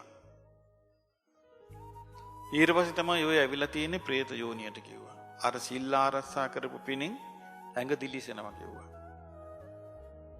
ඕරුකට. ඕම් බලන්න මේ එතකොට මේ പ്രേතයින්ට പ്രേතයින්ගේ ස්වභාවය ඊළඟට ඒ දෙවෙනි ප්‍රේත කතාව. මොකක්ද ඒ ඌරු මූණක් තියෙන රංගන එකක් තියෙන. ඊළඟට ආයිමත් මේ බුදුරජාණන් වහන්සේ දේශනා කරනවා තවත් මේ ප්‍රේතෙක් වෙණී හිටියා උන්වහන්සේට නාරද රහතන් වහන්සේ තමයි මේ ප්‍රේතයව දැක්කේ. ඒ ප්‍රේතයා කාශ්‍යප බුද්ධ කාලේ පැවිද්දෙක්. පන්සලක් මංකොල්ල කණ්ඩ කරපු පැලෑන. ඔන්න කාශ්‍යප බුද්ධ කාලේ හොඳ සිල්වත් පැවිද්දෙක්. මේ පැවිද්දා ගියා මේ චාරිකාවේ යද්දී එක ලස්සන තැනකට ගියා. අරණ්‍යයකට වගේ තැනකට ගියා. ලස්සනට ගස් කොළන් තියෙනවා, වතුර තියෙනවා, පහසුවෙන් ඉන්න පුළුවන්. මෙතන බොහොම සමගි සම්පන්න භික්ෂුන් වහන්සේලා දෙනමක් ඉන්නවා. ඊට පස්සේ දැන් මේ භික්ෂුන් වහන්සේලා දෙනම ළඟට ආගන්තුක භික්ෂුවක් මේ ගියේ. දැන් ඔක්කොම කී නමයිද? 3 නමයි. ඊට පස්සේ කිව්වා ආයතන එහෙනම් අපි අද මේ පිණ්ඩපාතියන් කිව්වා. ඔන්න පිණ්ඩපාතී වැඩියා. රසයට දානි හදලා පූජා කළා මිනිස්සු. අනේ තව හාරු කෙනෙක් වැඩියා හරි හොඳයි කියලා. දැන් මෙතකොට මෙයා ඇවිල්ලා කල්පනා කළා මෙතන හරි විවේකයි. හොඳට ගස් කොළන් වල සේවන තියෙනවා. හොඳ වතුර ටික තියෙනවා. දානිත් හොඳයි. මිනිස්සුත් හොඳයි. හැබැයි මේ දෙන්න යටතේ තමයි මට ඉන්න වෙන්නේ. මේ දෙන්න වැඩිම. ඒ නිසා මම මේ දෙන්න පන්න ගත්තොත් මට පාසුවෙන් ඉන්න පුළුවන්. ඔන්න හිතට ආපු කෙලෙසි. මේ දෙන්න පන්න ගත්තොත් පාසුවෙන් ඉන්න පුළුවන්. ඊට පස්සේ කල්පනා කළා පහසුවෙන් මොකද්ද මේකට මම කරන්නේ කියලා කල්පනා කළා. දැන් ඔන්න හවස වන්දනා කරලා ඉවරලා වයසක හාමුදුරුවන්ගේ කුටියට ගියා. ගිහිල්ලා කිව්වා ස්වාමීනි මම මේ ඔබ වහන්සේට මේ නොකියා ඉන්න කල්පනා කළා. පස්සේ හිතුව නෑ කියනවාමයි කියලා මම මේ ආගන්තුක නමුත් මං ආවත් මට ඇහැට පෙනිච්ච දන්න දේ කියන්න එපා. කියලා ස්වාමීනි ඔබ වහන්සේ අර අනිත් භික්ෂුන් වහන්සේ කෙරෙහි මොකක් හරි අමනාපයක් තියනවද කියලා ඇහුවා. නෑ මොකුත් නෑ කිව්වා. මම මේ ගිහි කාලේ ඉඳලා එයා අඳුරන අපි ඒ කාලේ එකට ඉගෙන ගත්තෙත් පැවිදි වෙලත් අනේ කිසි වරදක් නෑ කිව්වා. එහෙනම් හරි පුදුම වැඩක් නේ. හාමුදුරු මට කිව්වනේ ඔබ වහන්සේ ආශ්‍රය කරන්න එපා. ඔබ වහන්සේ මේ නරක කෙනෙක්ගේ ඊළඟට ඔබ වහන්සේ මේ පාපී අදහස් ඇති කෙනෙක්ගේ ඊළඟට මහා කුවක කෙනෙක් මිත්‍යා ආජීවයෙන් ජීවත් වෙන්න කියලා මහා ගොඩක් කරුණු කාරණා කිව්වනේ. මටත් මේ හරි අප්සෙට් ගියා මේ විස්තරය අහලා කිව්වා. වෙන්න බෑ ඒක නං. එහෙම කිව්වද? අන්න අර හාමුදුරන්ගේ හිත බිඳුණා. ඊර්වසේ මේ උන්වහන්සේ ගියා අනිත් හාමුදුරු ගාවට. ඊළඟ කිව්වා වන්දනා කළා කිව්වා ස්වාමීනි මම මට හරි දුකයි මට මේක නොකියන්නත් බෑ. ඇස් වලට කඳුළු පැන්නා මට මේ විස්තරය අහලා. ඔබ වහන්සේ කොච්චර හොඳ කෙනෙක්ද? අනේ අර ලොකු හාමුදුරු කියන කතාව. ඇයි මොකද්ද කිව්වේ ලොකු හාමුදුරු කියලා ඇහුවා. ඇයි ලොකු හාමුදුරු කියන්නේ ඔබ වහන්සේ මිත්‍යාඥයෙන් යුක්තයි මේ නිකන් ලාමක ජීවිතයක් ගෙවන්නේ ආශ්‍රයයට යන්න එපා කියලා මට කිව්වා. මේ විස බීජ දායි කියලා මගේ ඔළුවටත් එහෙම කිව්වා.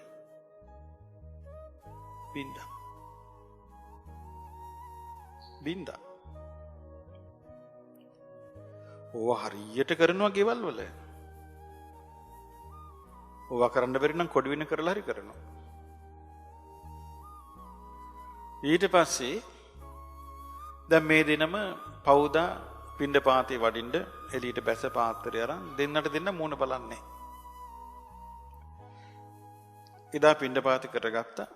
කළා ආයි කුටියට වැඩියා. ඒ කුටියේ හිටියා. එළියට ආවෙත් නැහැ. දෙන්නම කුටියේ දොරවල් වහගෙන හිටියා. එතකොට පහුවදා අර දිනම නොකියම ගියා බඩුතරන් දෙපැත්තට. පාත්‍ර සිවුර අරන් පිටත් වෙලා ගියා. දැන් මේ ආගන්තුක උන්නාන්සේ ගමට පිණ්ඩපාතේ වැඩියා. මිනිස්සු කියව ස්වාමිනීකෝ අර අපි අනිත් මහතෙරුණාන්සේලා අනේ බලන්න දායක පින්වත්නි මේ ඊයේ රෑ හරි කෝලහල මේ දෙන්න. මම කරුණ කිව්වා අනේ පෞරස් වෙනවා ඔබ වහන්සේලා සමගින් වාසය කරන්න මේ භයානක පවක් මේ අකුසලයක් මෙහෙම ඉන්න එක කියලා. අනේ ඇහුවේ නෑ මට සැර දෑවා. ඉතින් මමත් නිසද්ද වුණා. අනේ උන්වහන්සේලා ගියා කිව්වා. අනේ නම් මක් කරන්නද කියලා. ඔන්න දැන් ඉන්නවා මෙයා. දැන් මෙයා විහාරාධිපති. කාලයක් ගියාම මේ පුද්ගලයා සීලාදී ගුණධර්ම පුරුදු කරන නිසා මේ පුද්ගලයා කාශ්‍යප බුද්ධ ශාසනයේ ධර්මයේ මෙනෙහි කර ඉන්නකොට එකපාරට මේ පුද්ගලයාගේ හිතට එන්න ගත්ත අහෝ මා විසින් මහා බරපතල අකුසලයක් කරගත්තා කියලා තමන්ගේ හෘද සාක්ෂිය තමන්ට දෙස් දෙවල් තියන්න පටන් ගත්තා. ඒකෙන්ම ලෙඩ වුණා. මැරුණා. නිරේ ගියා. අර දිනම ඔය දම්පොල්ලකදී හම්බ වුණා. හම්බ වෙලා ඇහුවා ඔබ වහන්සේ හරි නරකයි මෙච්චර කල් එකට ඉඳලා බලන්න අර අලුත් උන්වහන්සේට මෙහෙම කිව්වා. ඇයි මම විතරක් කිව්වේ ඔබ වහන්සේත් කිව්වනේ. ඔන්න ප්‍රශ්නේ එළියට අනේ මම එහෙම කිව්වේ නෑ කිව්වා. අර එක මමත් කිව්වේ නෑ. එහෙනම් මේකගේ වැඩක් මේක. එහෙනම් අපි මේක විසඳගන්න යම් මේ පුද්ගලයා හොයාගෙන කිව්වා. ගියා. දැනකට අපවත් වෙලා. නිරේත් ගිහිල්ලා. එතන මේ ඉඳලා මේ දෙන්න බණ භාවනා කළා දෙන්නම රහත් ඵලයටපත් වුණා. බණ රහත් වෙන්න පින තිබිච්ච දෙන්නෙක් වවුල් කළේ. නමුත් ඒක විසඳගත්තා උන්වහන්සේලා. එතකොට මේ ගෞතම බුද්ධ ශාසනය පහළ වෙනකම්ම මේ පුද්ගලයා නිරි. ගෞතම බුද්ධ ශාසනය පහළ වුණා මෙයාගේ ස්වභාවය කොහොමද? දිබ්බං සුභං ධාරේසි වන්න ධාතු. ශරීර ස්වභාවය නම් දිව්‍ය රූපයක් කිව්වා. ඇඟ වේහාසයන් තිට්ඨති යන්තලික්කේ අහසින් නොඇින්නේ. මුකංචතේ කිමයෝ පූති ගන්ධං. මොකද මේ කුණු වෙලා ගඳ ගහන්නේ මුඛය. කිමයෝ කාදන්ති කටින් පණුව එනවා මුළු මූණම කනවා. නවත්තන්න බෑ. එතකොට බෙල්ලෙන් පල්ල බෙල්ලෙන් යට රන්නම් පාටයි. රැස් වී දෙනවා. දැන් බැරි වෙලාවත් මූණ වහලා මිනිස්සුෙකුට පෙවුනොත් පහන තියෙනවා පිට ඉල්ලලා. මේ කාලේ උන්දලා පිට ඉල්ලලා පහන තියන්නේ නැද්ද? පහන තියෙනවා. අනේ දේවතාවුන් වහන්සේ මට රස්සාවක් කරන් දෙන්න අපිට දරුවෙක් දෙන්න. මේ ඉඩම විකුණලා දෙන්න. අල්ලපු ගෙදර එකේ ටොක්ක්ක් කනින්ට මම කියනවා. පහන තියලා. නමුත් එතකොට පානට වැටෙන්නේ කවුද? පෙරේතයා. එතකොට ඒ කාලේ නම් ඉතින් ඇඟවත් දිස්නි ගන්න පෙරේතයෝ හිටියා. එතකොට මේක කියනවා හරි ගඳයි කියනවා. දුග්ගන්ධං වායති දුර්ගන්ධය හමනවා. දුර්ගන්ධය හමනවා. ඉතින් අහනවා මේ අනේ යයි මෙහෙම මොකද්ද මේ උනේ කියලා අහනවා. දැන් බලන්න කටින් පණුව ඇවිත් නවත්ත ගන්න බෑ යාට දැන්. කටින් පණුව ඇවිත් මුළු මූණම කනවා. කින සමනෝ වහම් පාපෝ දුට්ඨ වාචෝ මම දුෂ්ට වචන තියෙන පාපී ශ්‍රමණෙක් වෙලා හිටියා. තපස්සි රූපෝ මම ශරීරයෙන් තපස් රැක්කා. මුකසා අසඤ්ඤතු කටින් හොඳට පව් කරගත්තා. ලද්දාච මේ තපසා වන්න ධාතු මගේ මේ ශරීරයේ ලස්සන ආවේ තපස නිසා. මුකංච මේ පේසුනේන පූති මගේ මේ මෝන කුණුනේ කේලම නිසා. කියන්න බලන්න පින්වත්නි මේ කාලේ කේලම් බහුලද කේලම් අඩුද? කේලම් බහුල. දැන් පෙරේත ලෝකේ කිය අපි කියනවා. පෙරේත ලෝකේ ගියාට පස්සේ කේලම් කියලා නම් හොඳට මතක තියාගන්න කටකුණු වෙලා. ඇහෙන්නම් අකුසලයේ කරේ ඇස් කුණු වෙලා. ඇඟෙන්නම් අකුසල කරේ ඇඟ කුණු වෙලා. පෙරේතෙක් වෙලා ඉපදිලා නම් කවුරු හරි. එහෙම තමයි ඉන්නේ පින් ගන්න බෑ. එහෙම දුක් විඳ ඉන්නේ. දැන් මම කිව්වනේ දැන් ගෙවල් වල මේ ගම් වල දානමාන දෙන හැටි අනුසස් නැහැ කියලා. පැහැදිලිම අනුසස් නැහැ. ඒ විදිහට මේ රහතුන්ගේ ගුණ සිහි කර දුන්නේ නැත්නම් අනුසස් නැහැ. එතකොට මේ කාලේ බලන්න ශාසනයක් පරිහානියටපත් වුණාම අනුසස් තියෙන ආකාරයට දානයක්වත් දී ගන්න අවස්ථාවක් නැහැ. අපි කිව්ව මොන්නේ දානෙට සංඝයා වැඩමුවා. සංඝයාගේ ගුණ කියන්නේ. දැන් සංඝයා වඩම්මනවා සංඝයා උදෙසා දන් දෙන්න. සංඝයා උදෙසා දන් දෙන්න සංඝයා වැඩමුවාට පස්සේ සංඝයා කරන්න ඕනේ මොකද්ද? සංඝයාගේ ගුණ කියලා අර දෙන්නාගේ සිත පැහැදවීමයි. සංඝයාගේ ගුණ කියන්නේ දෙන්නාගේ ගුණ කියන්නේ දායකයාගේ ගුණ කියන්නේ. දායකයාගේ ගුණ කියනවා මේ දායක පින්වතා කාලයක් තිස්සේ අපට උදව් කරනවා පන්සලට වැඩ කරනවා. මෙයගේ තාත්තා රාලහාමි නැත්නම් මෙයගේ තාත්තා මුදලිතුමා ගොඩාක් අපට උදව් උපකාර කරනවා. අපේ නායකවරු ඉන්න කාලෙත් වැඩ කරා. ඊළඟට මෙයගේ මේ මුදලිතුමාගේ හාමිනේ පරණ ළමාතැනි සෑහෙන්න වැඩ කළා. අපිට ගොඩාක් මේ උදපදව කළා. දැන් මේ සංඝයාගේ ගුණද? අමු ගිහියන්ගේ ගුණ ගයනවා. කණ්ඩ ටිකක් දෙනකොට.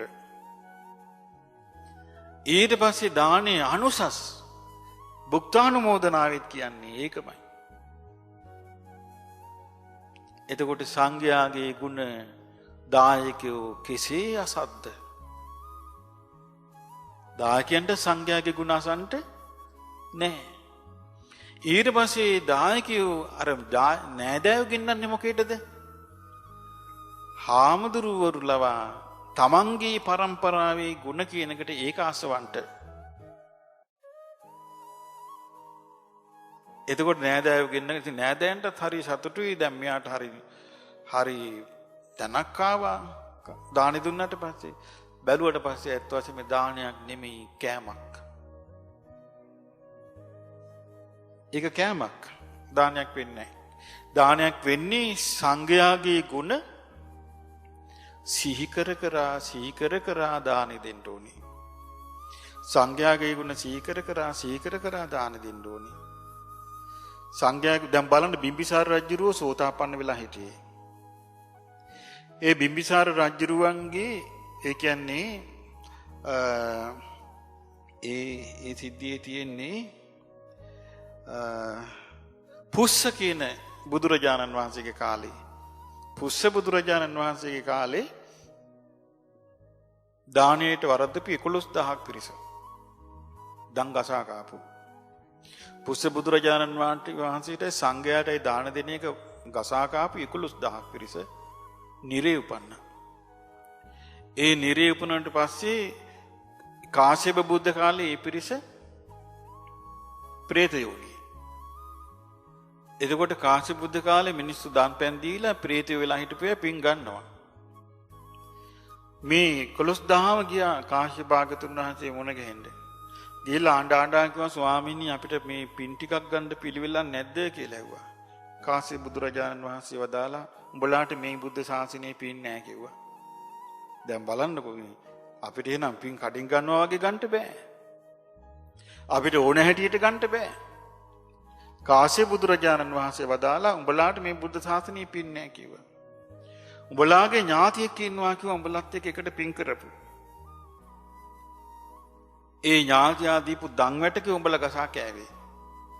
ඒ ඥාතියා උඹලට මොන ගැහෙනවා කිව්වා මේ බුද්ධ ශාසනයේ මොන ගැහෙන්නේ නැහැ කිව්වා. ගෞතම බුදුරජාණන් වහන්සේගේ ශාසනයේ ඥාතියා පහළ වෙනවා කිව්වා. ඉපදිනවා බිම්බිසාර රජුට. ආන් උඹලට පින් හම්බ වෙයි කිව්වා. දැන් මේගොල්ලන්ට ගෞතම බුද්ධ ශාසනයේ උඹලාට පින් හම්බ වෙනවා කියන වචනේ බුදු කෙනෙකුගේ මුවින් යහන්න ලැබුණේ. අහපු ගමන් නිකන් හෙට වගේ. මේ හෙට ලැබෙනවා වගේ ප්‍රීතියටපත් වුණා. පත් වෙලා ඉතින් බලාගෙන හිටියා. ගෞතම කාශ්‍යප බුද්ධ ශාසනය අවසන් වුණා. ඔන්න ගෞතම බුද්ධ ශාසනය බලාගෙන හිටියා.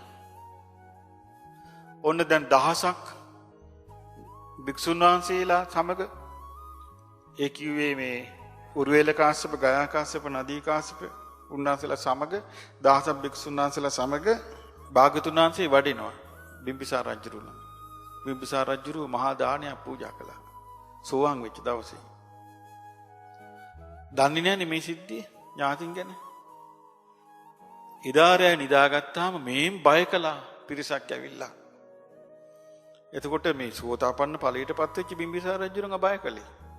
පෙරේතී ටික. ඒ තමන්ගේ කමේ ඥාතිකම ඇවිල්ලා බය කළේ. බය කළාට පස්සේ මොකද වුනේ?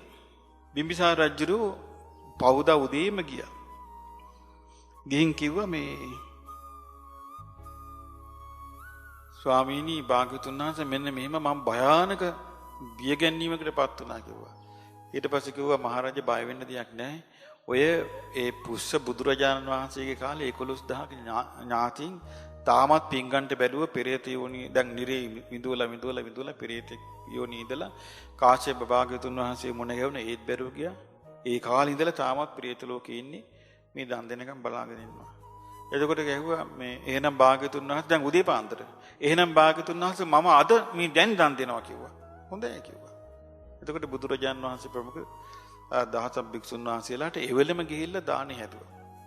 හදලා මේකේ සඳහන් වෙනවා බුදුරජාණන් වහන්සේට දානෙ පූජා කරනකොට වඩම්මලා මොකද කළේ? පැන් ඉස්සෙල්ලා පැන් පිළිගන්නවනේ. පැන් පිළිගන්නලා තියෙන්නේ. මේකේ තියෙනවා රාජා දක්ඛිනෝදකම් දෙන්තෝ. රජුරෝ දාණයට පැන් පූජා කරද්දී ඉදම්මේ ඥාතිනං හෝතිති උද්දිසි. මේ පැන් මාගේ ඥාතීන් පිණිස වේවා කියලා තමයි දීලා තියෙන්නේ. තාව දෙවි එකිනෙහිම ඒ මොහොතේම පේතානං කමලකුවල යසංචන්නා පොක්කරණියෝ නිබ්බත්තින්සු. එවලෙම මේ පස්පියුමෙන් සුසැදි පොකුණු පහළ වුණා. අර ප්‍රේතය 11,000 පොකුණු බැහැලා නාන්න පටන් ගත්තා. නාලා පැම් වීලා පිපාසය සංසිඳුණා. සංසිඳිලා ආතපය පිහිදගෙන හිටගත්තාම රන්වන් පාටයි කිව්වා. ප්‍රේතය ටික සුවන්න වන්නා හේසු රන්වන් වුණා. ඊට පස්සේ කැඳ දුන්න රජුරුව මේ භාග්‍යවතුන් වහන්සේ ප්‍රමුඛ සංඝයාට කැඳ දුන්නාම දිව්‍ය කැඳ ලැබුණා. ආහාර පාන ලැබුණා. ඊට පස්සේ වස්ත්‍ර දුන්න. දිව්‍ය වස්ත්‍ර වලින් සුවපමාන වෙලා මේකේ සඳහන් වෙනවා රජුරු ඉදිරියේ මේ පිරිස පේන්න පටන් ගත්තා කියලා. එතකොට බලන්න පින්වත්නි මේ දානයක් දීමේදී ඒ ප්‍රේතයන්ට දැන් අපි හිතනවා දැන් මැරුණා ඔන්න ආරංචි වෙනවා ප්‍රේතෙක් වෙලා ඉන්න එක කාගේ හරි ඇඟට වැහෙනවා. එයිලා කියනවා අපිට පින් දීපන් කියනවා. ඔන්න අපි අර ක්‍රමයට දානයක් හදලා දෙනවා. සංඝයාගේ ගුණ මෙනෙහි කිරිල්ලකුත් නැහැ. සංඝයාගේ ගුණ කල්පනා කිරිල්ලකුත් නැහැ. එහෙනම් මේ කාලේ මිනිස්යාගේ හිත පළල්ද පටුද? මේ කාලේ මිනිස්යාගේ හිත හරීම පටුයි. හිත පටි වෙන්න පින වැහෙනවා. එතකොට පිනක් කිරීමේදී හොඳට මතක තියාගන්න ඕන එකක් තමයි පිනක් කිරීමේදී ඒ කරපු පින මෙනෙහි කිරීම. පිනක් කිරීමේදී දැන් අපි කියමු චෛත්‍ය වන්දනාවක් කළා, බෝධියක් වැන්දා, එහෙම නැත්නම් දානයක් දුන්නා. ඒ පින මෙනෙහි කරන්න ඕනේ. ඒ පින මෙනෙහි කිරීමෙන් තමයි පින වැඩි වෙන්නේ. පින නැවත නැවත මෙනෙහි කරන්න ඕනේ. පින මෙනෙහි කරනකොට පින වැඩි වෙනවා. ඒක ගැන මේ නාගසේනියන් වහන්සේ දේශනා කළා පින මෙනෙහි කිරීම ගැන. මේක කියනවා පිනක් ඥාතීන්ට පින් රැස් කරගන්න නම් කියනවා පිනක් උපදවලා තියෙන්න ඕනේ පිනක් දෙන්න. මහරජාණෙනි තෙලින් ප්‍රදීපයක් දල්වන්ට හැක්කේය. තෙල් දාලා පහන පත්තු කරන්න පුළුවන්. නමුත් ජලයෙන් පහනක් දල්වන්ට හැක්කේද? එහෙම නොහැකි ස්වාමිනී. එසේයි මහරජාණනි මියගිය අයට කුසල් අනුමෝදන් කරන්නට හැක්කේය. එතකොට මේගේ ඥාතීන්ට තමයි පින් අනුමෝදන් කරන්න ඕනි. එතකොට ඒ විදිහට මේ පින මෙනෙහි කර ඉන්න අපිට හැකියාවක් ලබා ගත්තොත් මොකද වෙන්නේ? ඒ පින සමංග ජීවිතයට ගොඩාක් දියුණු කරගන්න පුළුවන්කම තියෙනවා. දැන් අපි මේක තේරුම් ගන්න ඕන පින්වත්නි මේ දැන් പ്രേත වස්තුවේ දැන් අපි මේ പ്രേත කතා 3ක් ඉගෙන ගත්තේ. එකක් අපි ඉගෙන ගත්තා අර සිටු පුත්‍රයෙකුට අග්ගලා 4ක් ලැබිලා සුලසා කියන නගර සෝබිනියගෙන්. එයා ඒක කෑවේ නැහැ. මහා මොග්ගල්ලාන මහරහතන් වහන්සේට පූජා කරගත්තා. ඒ මහා මොග්ගල්ලාන මහරහතන් වහන්සේට පූජා කරපු අනුසස් බලෙන් අර පුද්ගලයා මරුන් කපු පුද්ගලයා වෘක්ෂ දේවතාවෙක් වෙලා උපන්නා. එයාට මගපල් ලබන්නත් ලැබුණා. ඊළඟට ඉගෙන ගත්තා කාශ්‍යප බුද්ධ කාලේ එක භික්ෂුවක් මේ සංඝයාට ගරහා ඉඳලා ඒ විපාක හැටියට නිරේ ගිහිල්ලා පස්සේ പ്രേත යෝනිය උපන්නා කියලා. ඒගොල්ලන්ට මාර්ගඵල නැහැ. තව එක්කෙනෙක් කාශ්‍යප බුද්ධ කාලේ මේ Taman මේ පන්සලක් ගන්න ආස කළා සංඝයා බිඳවල පිටත් කළා. ඒක විහාරාධිපති වෙච්ච එක. එතකොට එයා මෙරළ ගිහිල්ලා නිරේ ඉපදිලා പ്രേත යෝනියට ආන් පස්සේ කටකුණු වෙලා. ඉතින් ඒ නිසා මේ ඔබට මතකද දන්නේ මම දැන් කාලක් තිස්සේ කියනවා ඔයගොල්ලන්ට හිතේ තරහකට ගන්න පුළුවන් පස්සවලදී හැබැයි තරහට ගත්තා කියලා එක එක්කිනාට අණවින කොඩින හදිහුණියන් නම් කරන්න එපා කියලා. දැන් මම මේ ළඟදී තවත් ඒ වගේ කේස් එකක් ආවා. මේ මොකද්ද මේ පුතයි ලේලි. එතකොට පුතා රස්සාවට පිට ඈතක යනවා. ගියාම ලේලිගේ අම්මා අසරණ තනියම ඉන්න නිසා අම්මට උදව් කරන්න ලේලි යනවා. එතකොට ලේලි යන්නේ අම්මට උදව් කරන්න. නමුත් පුතාගේ අම්මා හිතුවා ඒ යන්නේ මේ අම්මත් එක්ක ගැටිලා කියලා. එතකොට ඒ අම්මා තීරණය කළා පවුල කඩන්න. අම්මමයි බන්දලා දුන්නේ. තීරණය කළා ඔය කොයි හරි දේවාලයකට ගිහිල්ලා අඹරලා දුන්න ගුලි. ඊට පස්සේ ලේලි එක කෑවා. ඒ කාණ පස්සේ යස්ස දිස්ටි කලු කුමාරයා යක්ෂයා බැඳිලා ඉන්නේ. ඊට පස්සේ කසා දෙපා වුණා කොල්ලට. කොල්ලම ගෙදරටම ගිහිල්ලා ඇරලෙව්වා මට මේ ගෑණි ඉපා කියලා. ඊට පස්සේ දික්කසාද වුණා. දික්කසාද වුණාට පස්සේ මේ ගෑනු දරුවෝ සම්පූර්ණයෙන්ම රෝගී තත්ත්වයට පත් වෙලා දැන් ඔත්පල විලා. නැන්දම්ම කලේ මේ බුද්ධ ආගමේ. අවුවත් කියන්නේ අපි හොඳ බෞද්ධයෝ. හාමුදුරනේ අපි හොඳ බෞද්ධයෝ කියන්නේ. නමුත් යන්නේ කොඩි වින අනවින හදිහුණිය. හැබැයි ඒ අමණ්ඩිට ඒ කරපු අමණ්ඩිට අවුරුදු ආත්මභාව 5000ක ඕක පරිසම්දිනවා. මනුෂ්‍යාත්මයක් ආවොත් 5000 වතාවක් කොඩි වින එකට අහු වෙනවා. බේරන්න බෑ. ඒකයි මේ අපි කියන්නේ අනවින කොඩි වින හදිහුණියන් කරන්න එපා කියලා.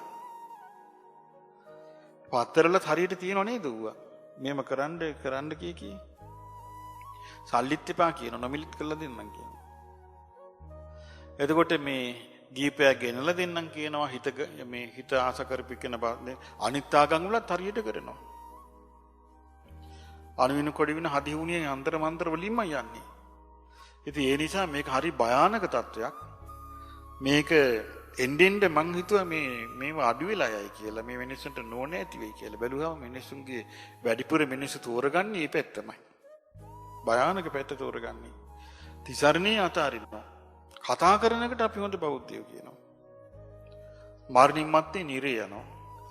නිරේ ගිහිලා ආයේ ප්‍රේතයෝනි උපන්නත් යම් පෙරේතයෙකුගෙන් වැඩ ගත්තද ඒ පෙරේතයාගේ 16ක් කියලා උපදිනවා. එතනින් එහා බේරිල්ලක් නැහැ. දැන් බලන්න දැන් දෙවියන් අතර උපදින්න පුළුවන් උනේ රාතන් වහන්සේට දාන දීපු නිසා. මං කිව්ව එක අර ගාථා කොටස මතක තියාගන්න. කිත්තූපමා අරහන්තෝ දායක කස්සකූපමා දායකයෝ ගොවියෝ වැනිය. බීජූපමන් දෙය ධම්ම. දෙන්නා වූ දානේ බීජ වැනිය. මේ තුනෙන් තමයි ඵලෙ හටගන්නේ. දැන් එහෙනම් ඔබ මතක තියාගන්න අපි කියමු මෙහෙම එකක්. ඔන්න චෛත්‍යයක් වඳින්න යනවා. මහසෑය වඳින්න යනවා. දැන් මහසෑය වඳින්න යනවා කියලා පිරිසක් යනවා මෙතනින් වාහනයක් අරගෙන. ඔන්න වාහනේ නැග් වෙලා ඉඳලා සින්දු කී යනවා. අපි කියමු සින්දු කී කියන වාහන නැග් වෙලා ඉඳලා.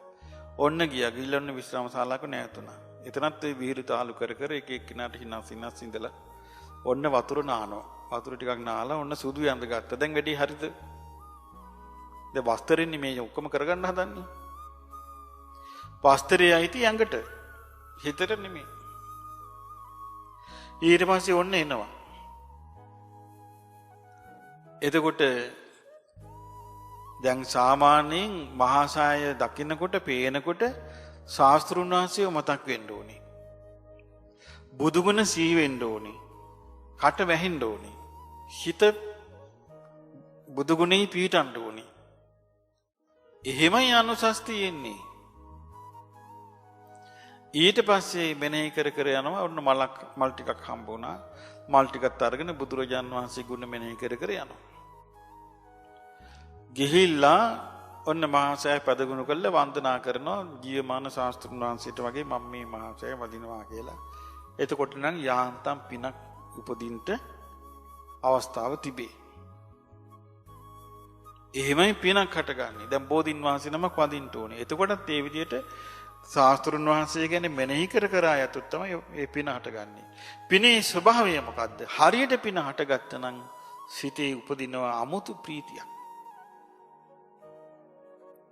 හරියට පින හටගත්තා නම් හිතේ මොකද්ද උපදින්නේ?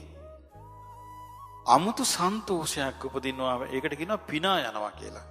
ඇතුලෙන් hina වෙනවා වගේ හිත ඇතුලෙන් hinaවක් එනවා. ඒක තමයි පින හරියට හටගත්තා නම් වෙන්නේ.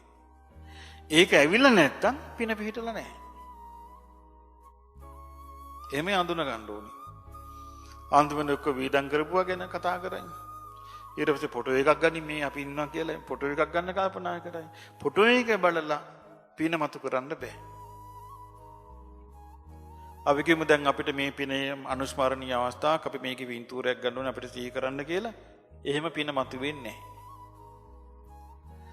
හරියට පින දැන් ඔබ දානයක් දුන්නා කියමු. ඔන්න දැන් අපි කියමු ලොකු දානයක් නැහැ කරගන්න විදියක් නැහැ. නමුත් අපිට 5 නමක් වඩම ගන්න පුළුවන් කියමු 7 නමකුත් බෑ. 5 නමක් වඩම්මගෙන ඔන්න ප්‍රණීත දානයක් හදලා ගෙවල් දොරල හොඳට පිරිසිදු කරලා අනී රහතන් වහන්සේලා සිහි කරගෙන මම මේ දාණය දෙන්නේ. රහතන් වහන්සේලා උදෙසා මම මේ දාණය දෙන්නේ කියලා හිතාගෙන ගේ හොඳට පිරිසිදු කළා. ඊළඟ කහපැන් ඉහෙලා රහතුන් වඩින තැනක් හැටියට මම අද මේ හදන්න කියලා රහතුන්ගේ ගුණ මෙනෙහි කර කර දාණය හදනවා. බුද්ධ පූජා තියෙනවා. දැන් අපි කියමු දානෙට වැඩිය ස්වාමීන් වහන්සේ රහතුන් ගැන කියන්නේ නැහැ. නමුත් දැන් තමන් රහතුන්ගේ ගුණ මෙනෙහි කර කර කරනවා. තමන්ගේ පැත්තෙන් පින වැඩෙනවද නැද්ද? පින වැඩෙනවා. ඊට පස්සේ ඔන්න දානේ පූජා කරනවා. අනේ රහතුන් වහන්සේ බුද්ධ ශාසනයේ ගෞතම බුද්ධ ශාසනයේ වැඩ සිටිය සාරිපුත්ත මොග්ගල්ලානාදී රහතන් වහන්සේලා සිහි කරගෙන මිහිඳු මහ රහතන් වහන්සේ සිහි කරගෙන මම මේ දාන දෙන්න කියලා රහතුන්ගේ ගුණ සිහි කර කර දාන දෙනවා. අපි කොහොම දාන දෙද්දී අපිට පේනවා කියමු සංඝයා විහිළු කර කර වළඳනවා. අපිට ගැටලුවක්ද? Tamanට ගැටලුවක් නෙමෙයි ඒක. Taman දෙන්නේ කාටද? රහතන් වහන්සේලා සිහි කර කර බෙදනවා. එතකොට රහතන් වහන්සේලා සිහි කර කර බෙදනකොට සංඝයා වළඳනවා ඒක. ප්‍රතිවේක්ෂ අනුකරනක හෝ කරනක උන්වහන්සේලාගේ වැඩක්. ඒක උන්වහන්සේලා අරන් යයි. එතකොට Taman අර විදියට කරගත්තාම ඔන්න දැන් දාන දීලා අවසන් කළා. අවසන් කරලා උන සංඝයාත් වඩිනවා. දැන් ඔන්න හිත ඇතුලෙන් එනවා අමුතු සන්තෝෂයක්. හිත ඇතුලෙන් hina වෙනවා වගේ ප්‍රීතියක් එනවා. අන්න පින වැඩ කරනවා. ඊට පස්සේ තියෙන්නේ ඒ පිනම මෙනෙහි කර කර අනේ මං රහතන් වහන්සේලා උදෙසා දාන දුන්නේ කියලා රහතන් වහන්සේලාගේ ගුණ සිහි කරනවා. දැන් මේක කරන්න පුළුවන්ද කියන්න තිසරණේ නැති කෙනෙකුට බෑ. කියන්නේ යම් ප්‍රමාණයකට හරි බුද්ධ රත්නේ ධම්ම රත්නේ සංඝ රත්නේ ගැන යම් කිසි පැහැදිලි දැක්මක් මේ කාලේ වමනයි. මොකද මේ කාලේ ජීවමාන රහතුන් නැන්නේ. ඒ නිසා මේ කාලේ ගොඩක් වමනයි අර රහතන් වහන්සේලා අතීතයේ වැඩ සිටියේ රහතන් වහන්සේලා මෙහිමයි කියලා රහතන් වහන්සේලා ගැන මෙනෙහි කර කර හිත පිනා යන්න ඕනේ. හිත සන්තෝෂෙටපත් වෙනවා. මේකට මේ මොනවද කියන්නේ ෆෝන් වලින් ෆොටෝ ගැනීමලි කැමරා වලින් ෆොටෝ ගැනීමලි වීඩියෝ කිරිලි කිසිවක් අදාළ නැහැ. ඒවා එන්නේ වැඩි සවුත් වෙනවා. ඒවා ලං කරගන්න වැඩි සවුත් වෙනවා. මේක කරන්න තියෙන මේ වගේ කරාට පස්සේ හිත ඇතුලෙන් පිනා යනවා. සන්තෝෂ වෙනවා. ආන්ගේ හිත ඇතුලෙන් යන පිනා යෑම තමයි ඒක ඇතුණාට පස්සේ ඒක ඇඟටත් දැනෙනවා හිතටත් දැනෙනවා. ආන්ගේ හිත සතුටින් ඉන්නකොට පින. ඒ පිනේ අකුසල් පීඩන්නේ. ඒ විදියට සීලයක් රැක්කත් දානයක් දුන්නත් චෛත්‍යයක් වැන්දත් ත්‍රිවිධ රත්නේ වන්දනා කළත් බෝධියක් වැන්දත් ඒ විදියට හිත ඇතුලෙන් මේ හිත ඇතුලෙන් hina වෙනවා වගේ සතුටක් එනවනම් ඒ පින කළාට පස්සේ ආන් ඒක තමයි පින. ඒ පින පවත්ව ගන්න පුළුවන් වුණොත් එයාට දිව්‍යයන් අතර උරුමයි. ඒ වගේ පිනක් ඇති කරගත්තොත් දෙවියන් අතර උරුමයි. සත්පුරුෂ භූමිය කියලා බුදුරජාණන් වහන්සේ වදාළේ දිව්‍ය ලෝකේ. ඒක උරුමයි. එහෙම නැත්තම් ඔය ගේ මුල්ලක තමයි. ඒ මරණින් මත්තේ ගේ මුල්ලක නවතී එතනින් යහන යන්න බෑ. ගොඩාක් වෙලාට ඔය උපදින්නේ දැන් මේ කිව්වේ දැන් සූකර මුඛ ප්‍රේතය දැන් මේ දෙවෙනි කතාවේ පූති මුඛ ප්‍රේතය ඒ කිව්වේ මෝන කුණු වෙලා පණුව එන ප්‍රේතය. දැන් ගෙවල් වල කොච්චරනම් මිනිස්සු පව් කරගන්නවද කේලම් කියලා සඳු සරුවල් කරලා අවුලෝලා ඇවිල්ලන ගින්නට පිදුරු දාලා කොච්චරනම් පව් කරගන්නවද ගරහලා හරියට පව් කරගන්නවන්නේ. ඊළඟට ඒ පවටම අධර්මයක් අහන්න පුරුදු වුණොත් දන් දෙන්න ඕනේ පින් කරන්න ඕනේ. අපිට මේ පින් කරෝ සංසාරي දිග් ගැහෙනවා. ඒ නිසා අපි පින් කරන්නේ. දන් දුන්නොත් සංසාරي දිග් ගැහෙනවා. ඒ නිසා අපි දාන දෙන්නේ. අපි කරන්නේ ඒක නෙමෙයි අපි කුසල් වඩන එක. එයා දානෙට ගරහනවනේ. පිනටත් ගරහනවනේ. එතකොට කොහොමද එයා කුසල් වඩන්නේ? කුසල් වඩන්න බෑ යාට. බොරු කතාවක්. ඒ සරණත් නැහැ. ඉතින් ඒ නිසා පින්වත්නි හොඳට තෙරුවන් සරණේ මනාවකට පිහිටාගෙන අපි කරන්න තියෙන්නේ. ඒ නිසා අප සියලු දෙනාට අවබෝධයෙන්ම පින් කරගන්නට වාසනාව ලැබේවා කියලා සාදු කියන්නේ.